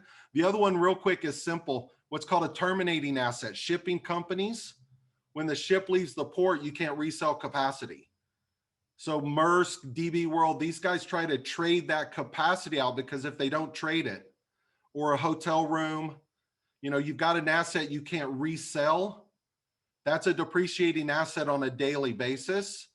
There's a different motivation for the service industry, food, shipping, media. Those conglomerates are a little different. So there's motivation for different industries based on how they want to use the system. Or a lot of them are already doing this trade. We're not inventing it. We're just trying to help them automate it. Incredible, Stephen. Amazing. Thank you for your great presentation and best of luck. And definitely this is going to Thank you. And sorry for the technical delays. We'll blame it on Zoom. Incredible. Thank you so much, Stephen. We welcome our next presenting company. We welcome Saf, CEO of iMetal Resources. Hello, Saf. Welcome to Investor Hot Seat. Are you here with us? There you go. Unmute. Okay, Carol, we'll try this again. You can hear me okay now? There you go. I can hear you perfectly. I can see you perfectly, okay. And I can see your presentation. Nice. Okay. You're ready to go. Thank you. iMetal Resources is a junior Canadian mining company. I'm based here in Vancouver, British Columbia. I've got the ticker symbols on the first page. I won't go read them again. As we're a public company, we're going to have some forward-looking statements. There's our usual disclosure. So I guess I'm a little bit different here. There's been different types of presentations, mostly on cannabis. Looks like I'm the only mining-based company. So really, I guess the first question is, why invest in iMetal Resources? Well, there's about 1,500 plus junior mining companies listed on the TSX Venture. We've got about half a dozen projects, 5 actually in Ontario, 1 in Quebec. And Canada, if you don't mind, is the 3rd most attractive mining region in the world, with Ontario coming in 2nd place, only behind Quebec. And of all the provinces and territories in Canada, our portfolio of projects are spread out basically under 2 greenstone or gold belts.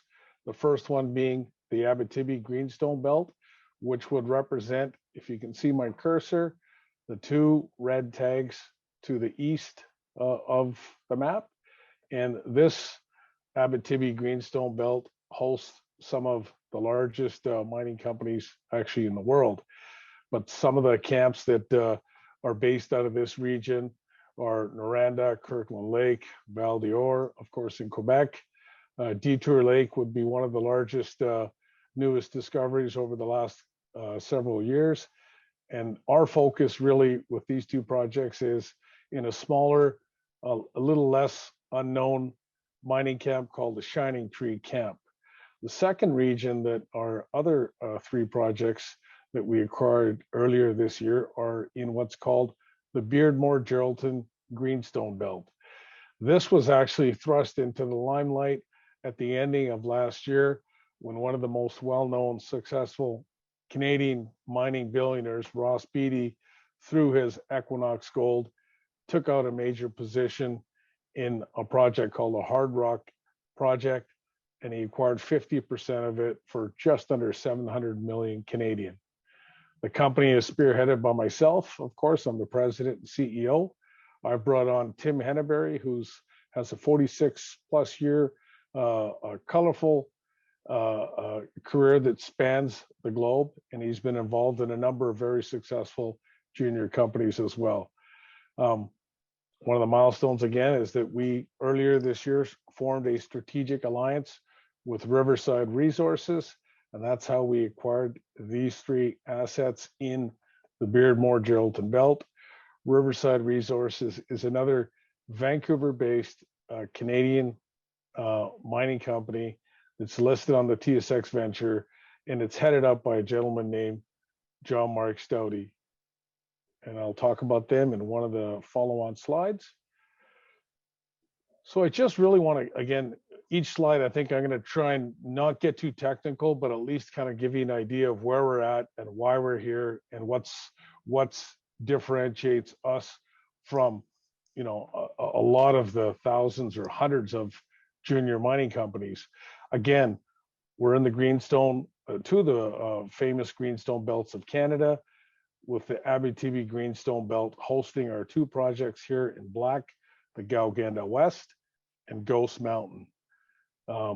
This Abitibi Greenstone Belt, since the very first discovery was made back in 1901, it has produced well over 200 million ounces of gold, over 400 million ounces of silver, and 15 billion tons of copper and 35 billion tons of zinc. There's 21 distinct gold deposits in this belt alone on the right-hand side, and it has a number of 3 million plus ounce deposits, some of which I've listed here. And this gold and silver, these minerals that make up the past production, were produced from over 100 different mines. Again, the province, as well as this region, hosts some of the largest companies in the world, some of the largest Canadian companies for that matter, and Kirkland Lake Gold, who basically is based here by Kirkland Lake. That's how they were founded on this discovery here. And Newmont, which happens to be the largest mining company in the world, also has a very significant presence here. We are, again, as I said, our flagship project is Gauganda West. We sit next to what's called the Juby deposit. The deposit is roughly a 2.2 million ounce gold deposit. And the reason why I've got Ghost Mountain here as well is this is right next to what's known as the Holt Holloway Mine Complex. This is owned by Kirkland Lake Gold, and they were in the news just late last year as well, where they formed a strategic alliance with the largest gold producer in the world, Newmont, which is part of the merger with Goldcorp. But Newmont and Kirkland Lake, they have formed a strategic alliance to get this Holt Holloway Mine Complex, which sits next to our claim block, $75 million investment to get this back into production and increase their production. Coming a little bit more into the Shining Tree Camp itself, this slide here kind of really shows you a little bit of the geography of this really underexplored camp, the Gauganda camp, which would be down here. But as you can see, this slide kind of really gets to show you the north and south trending faults, which run specifically through this camp. And as if you notice that there is quite a cluster that goes southeast, northwest, right through where our flagship property is based. Again, here is a snapshot of the Juby deposit, and right next to us, this is about an hour and a half away, Timmins. Timmins is a small town that was created, founded on the success of mining. It's also, not sure if You have everybody's, 6 minutes left. okay. I will try and speed up through this. So our plan is really to unlock this undeveloped shining tree camp known as Galganda. Quickly go into where we are specifically. This map really shows you, again, I think I might have started off, and if I didn't, we're a $5 million market cap, Canadian dollars company, and we are surrounded by a number of very successful junior and mid-tier producers. Some of the companies around us, some of our peers, their market cap ranges 10 to 20 million, but one that is of real significance for us is, of course, and we share a border with them, is a company called Eris Gold Corp. Eris is actually on the TSX, the senior board in Canada. They're roughly a $350 million market cap. They are backed by another very successful billionaire miner based out of Vancouver, Frank Justra. He's put together a world-class team, and it's now chaired by ex-chairman of Gold Corp, Ian Telfer. They have just initiated a 10,000 meter drilling program, and just north of them, and we share a border with this other company, Ore Finders. They are roughly a $10 million market cap company. They have just kicked off drilling in the last 60 days. And in the last 30 days, it was announced that one of the mid-tier majors, Kirkland Lake Gold, a $15 billion market cap company, has just invested $2.5 million by way of an equity investment in the company. And they have committed to acquire up to 75% of this project for 60 million Canadian over, that's a work commitment over the next 5 years. So this is really starting to show you that, for a $5 million market cap company, we're kind of in a hotbed of activity, and we're looking to basically kick off our exploration in about 60 to 90 days. The next few slides, I think, get a little bit too technical, so I won't really go into that. We have had about half a dozen holes that we've drilled on the property. We've had a number of grab samples. All indications have confirmed mineralization on the property. We've had grab samples as high as 56 grams per ton. Thank you, Saf. Any questions? Oh, that was fast. From our investor judges?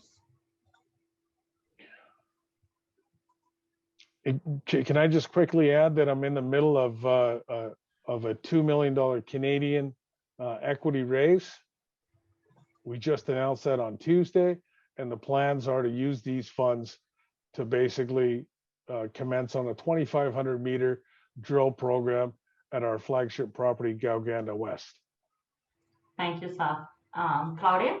Yeah, so quick question.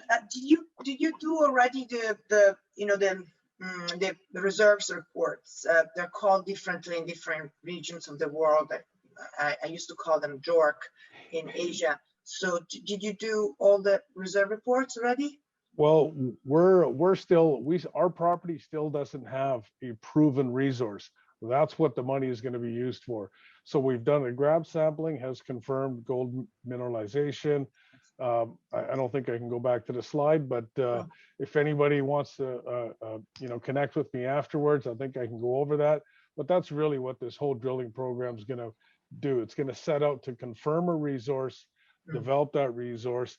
There's talk of potential further M&A in the region, and we basically want to confirm what we have before we even talk to any of the mid or majors in the area. So you're raising capital mostly to do this, to yes. do like the reserve. And then what's the plan? Do you want to sell it once you prove the reserves to a bigger company? Yes. Sorry, Claudia, that's a really good question. I can't really answer that until I know what I have, and I won't know what I have until I commence further drilling.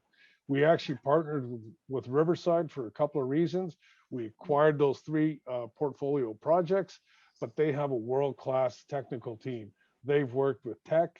They are currently working with BHP 2 of the majors, and we actually just had them on our property in the last 3 weeks, and we're awaiting about 100 samples from their first work program that they've performed on the property. So we're excited about, moving our relationship forward with them. And again, I really want to reiterate that I don't think we're ready to talk to anybody yet. We own this property 100%. We own all the claims. We've got the NSR. We've got an option to acquire these 3% NSRs down to 1.5% anytime prior to going into production. I'm not a geologist by trade. I've been involved in the capital markets for 15 years. I've helped grow another natural resource company. It was actually an independent power producer. I helped grow it from $2.5 million market cap to its peak of 300 million. By the end of the 12 years, it was actually producing about 40 million in revenues, and that's in US dollars. That company was called US Geothermal. We ended up doing about 100 million equity financings. I worked hand in hand with the founding director, who also was the CEO, and he also at one point was the CEO of Ivanhoe Mines. So I think you'll see in the next few weeks and months to come, we want to close our financing, commence our drilling in the next 60 to 90 days. And I think you'll be seeing that I'll be adding more at the management and at the board level, more technical expertise. Thank you, Saf. Interesting opportunities beyond the cannabis industry is always valuable to diversify our portfolios. Great presentations, Saf. We will continue with our next presenting company. Our last presenting company, we welcome Davina, CEO of Element Apothec. Welcome. Davina, are you here with us? Hi, how are you doing today? Hello, welcome, Davina. Hi, I'm working on sharing my screen, and thank you for the flexibility today. My internet went out, fun challenges of working from home, but I hope that everybody's having a good day today. So can you see the screen? I can see the screen, I can see you and hear you perfectly. All right. Thank you, Davina. I hope everyone's having a great day. And Brad, I really appreciate you putting on another incredible event. I'm Davina, the CEO and co-founder of Element Apothec. Element Apothec is a mission-driven brand creating high-quality CBD wellness and body care products. Using the healing power of nature and innovations in science, we help customers live a better life every day. Element Apothec launched just over 5 months ago, and we already have a growing base of passionate customers and exciting retail partnerships, typically reserved for much more established brands. Our customers love us and retailers want to work with us. Part of the reason we are excelling right now is because of the problems that exist in the current market. There is a lack of trust in this space due to limited regulations, with so many bandwagon brands and white label products using toxic and harmful ingredients with little medical oversight and a lack of innovation.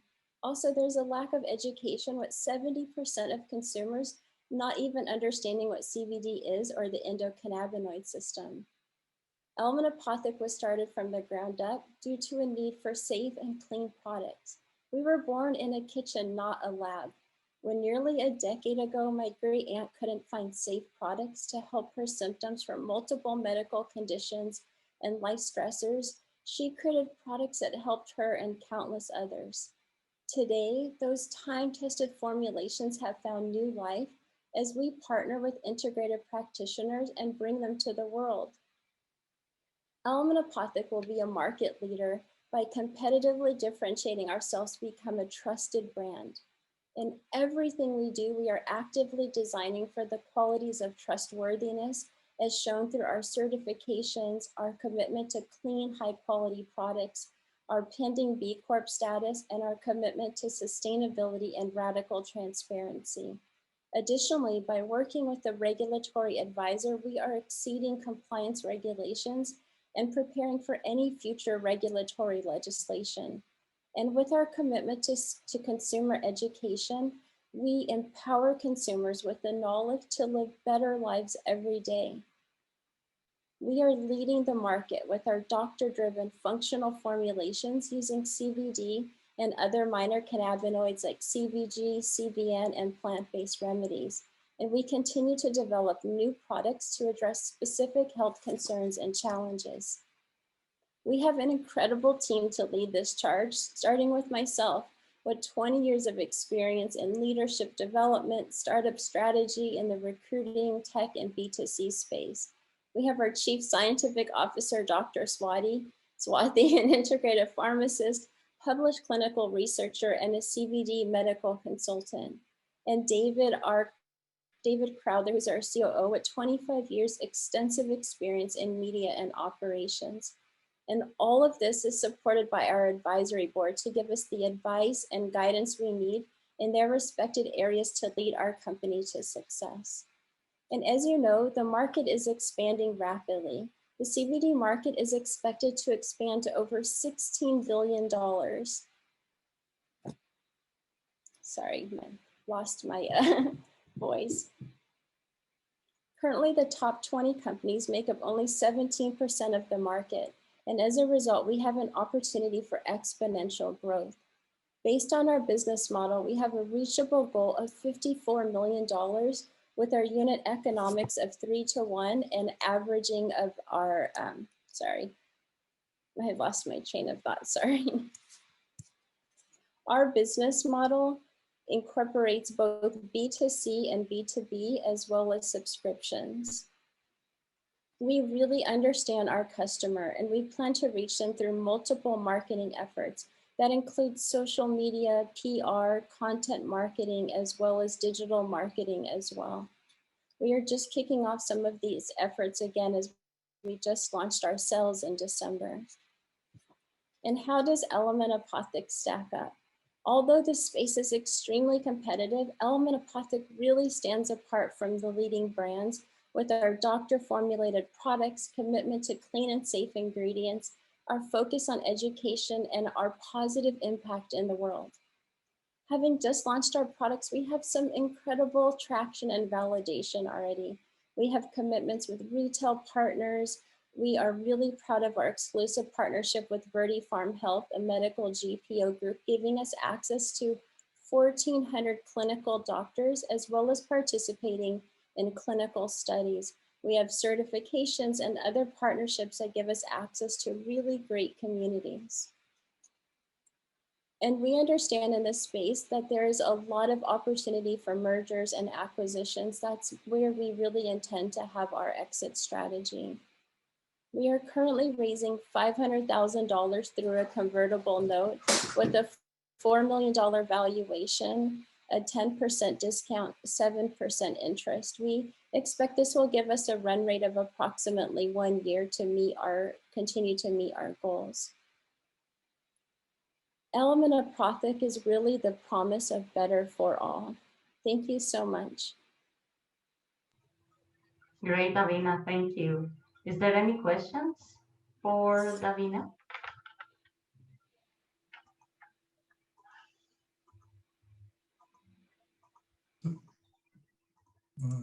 Davina? Yes. So with regards to raising capital, do you have the strategy as far as what the near-term and long-term needs are to get you to the 54 million? Yeah. Revenue number? Yes, correct. So we're really looking to raise this money. A lot of it's going to be obviously spent, as the slide said, on marketing, as well as inventory to be able to keep up with the demands of the retail partnerships that we expect, as well as clinical trials that we're starting. But we expect this will really give us that opportunity to be able to expand and to gain the brand awareness and traction that we need to be competitive in this space. Thank you. Hi, Davina. John Thompson here. How are you? Good. How are you doing? Great presentation. These brands, they just seem to get better and better. And I'm sure you guys in a couple of years will be very, very good. I've heard stories like this where people start from nothing and 2 years later, they're talking about a $20 to $30 million brand primarily online. So right. What you're saying is right on the money. I like the brand. I like what it has behind it. So I wanted to say that right out front. Are you guys going to primarily do the consumer part of it, the branding part of it, or are you Are you looking to, are you also looking for manufacturing, or what's the deal? Yeah, so currently right now, I mean, we do manage all of the formulations. They were developed internally. We're continuing to develop products. We're actually in partnership with a couple companies to develop products with them through licensing as well. In terms of manufacturing, that's something that we will look to potentially expand to. Currently right now, we work with a manufacturer co-packer to produce our products, but you know, depending on the cost and where we grow, that might change. So that's something that we're not taking off of the plate, but for currently right now, we're working with a co-packer and really looking to manage all of the brand and product formulations, marketing, sales. Thank you, Davina. Great presentation. Well, that we have concluded our presenting companies. It's time now for your vote. Judges will each select one company to give their vote to, and a pop-up window is now available on your computer screen where the audience will be able to vote for your number one company presentation. If you are visualizing the pop-up window now, please make sure you choose the company that, in your opinion, made the best presentation pitch today. Make sure you vote. While our audience is voting right now for the best presentation, the best pitch of today's companies that have been joining us, let me ask each investor judge what is their vote, what was the presentation and the pitch of their preference. So, Claudia, what company was the best presentation of today's investors hot seat webinar? Sorry, yeah, they're all obviously, every company had their you know, benefits, and so everybody presented very well. But the two companies that stuck to my mind, actually two, are CBD of Denver and Somai Pharmaceuticals, and that's because I'm very much inclined in the pharmaceutical side, but also because I'm very interested in the international market as well. So, and I see these companies as being you know, part of the international market as well. So let's pick one company, Claudia. Oh, which okay. one was your favorite? Okay, it's a tough one. It's a tough one. It's a tough one. Oh my gosh. Okay, so let's say Somai Pharmaceuticals. Okay. Clifford, what was your favorite presentation of today's webinar?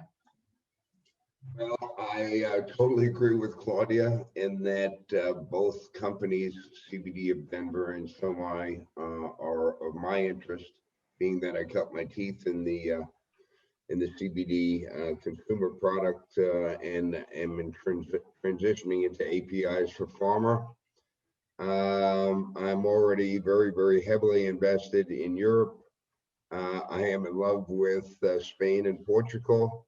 But I am going to choose, it's a very tough decision, but I'm going to choose CBD of Denver, and I cannot click on the investor pitch competition for some reason, but that's who I would vote for. Great, thank you. Daniel from GV. Yeah, I have to agree. I have to agree with both judges there, and my vote's for CBD of Denver. I think they have a lot of runway. They have a great team, and you know, you're betting on the jockey as much as the horse, right? I think that the Docky there is pretty darn, he knows what he's doing. So that's where I'll place my money. Okay, great. Thank you. David, what was your favorite presentation of today? So I'm also looking, well, first of all, Carol, nice job today for you yourself. You've done a great job of moderating a very difficult thing with a lot of technical glitches. So good job. But the investor pitch competition, the voting thing pop up, it doesn't seem to be active. So are you asking two questions, who I'd invest in and who had the best presentation? Yeah. Where would you like to place your investment? I think is the So I think looking at all the presentations, I think all the presentations were very good. People were able to put points out very well. And I think when you said, who would you invest in today? I think that's the key thing to me, because I would probably at a point in time in the next year invest in all these companies. And I think people put out very good, reasons for what they're doing. Moneta Pro and the water blocks. I mean, they're going after markets that, I think will be successful at some point. But I would probably CBD of Denver, just because I looked up the financials of all these companies that are public, and it just seems like there's a disconnect between the market cap of the company and the revenues. With 25 million in revenues in Europe is pretty impressive. So that's a long-winded answer. Sorry. Thank you, David. Dr. John Thompson, where would you like to invest today? You're on mute. Yeah, here. Hi. Okay, hi, there everybody. you go. Thank you. Okay, so we see CBD companies every day, Europe, all over the world, Asia, South America, Central America, US, Canada, all over. And we get kind of a similar investor pitch. I think that what you guys are saying about CBD of Denver, really great. Their revenue numbers are great. They got a team that can obviously execute. I love that. The Sonami Pharmaceuticals with Michael is also really great. It sounds like he's really got a good momentum going there. But I am very, very partial to software, so I would have to go with Terply. Sorry, guys. Even though I'm all about the CBD world, I really have a lot of big partiality to software. I think it's a really great investment, especially to get in on something at the ground like that. You got a team there who is obviously very motivated, and so I really appreciate the Terply guys. Yeah. Great. Josh, where would you like to place your investment from the companies that you hear today? So I've got 8 criteria, taking lots of notes today, and so based on just the criteria that I kind of put out here, Terply had the highest score. Just like John mentioned, the tech I really like. So Poseidon Asset Management, I'm surprised they haven't picked them up already, haven't already invested in Headset. Right off the bat, I was like, well, what's the difference between Leafly, and he kind of went into the secret sauce and what makes them different. And then that's when things kind of got a little bit more interesting for me. I think the data is phenomenal. I think there's opportunities there and a lot of integration opportunities. So I would definitely look at that data with Terply as my bet. Okay, great. Princess. Yes, for me, it's also a mixed bag, but looking at what we've done in the past over at Bowstead and Sutter, our focus and sweet spot likes to be in the middle capital markets.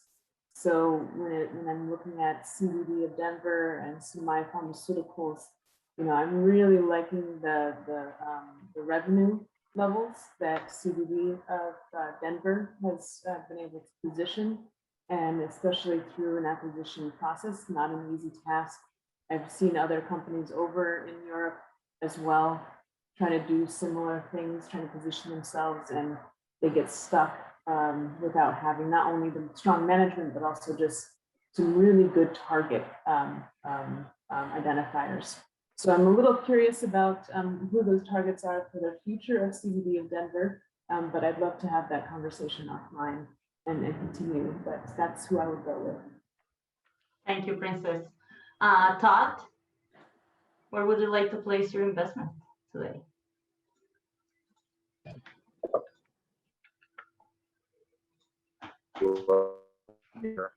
On the You're cutting out, Todd. Great job today. We cannot hear you well, unfortunately. Yeah. Can you hear me? Now, yeah, better. Maybe if you turn off your video, maybe we can hear you better.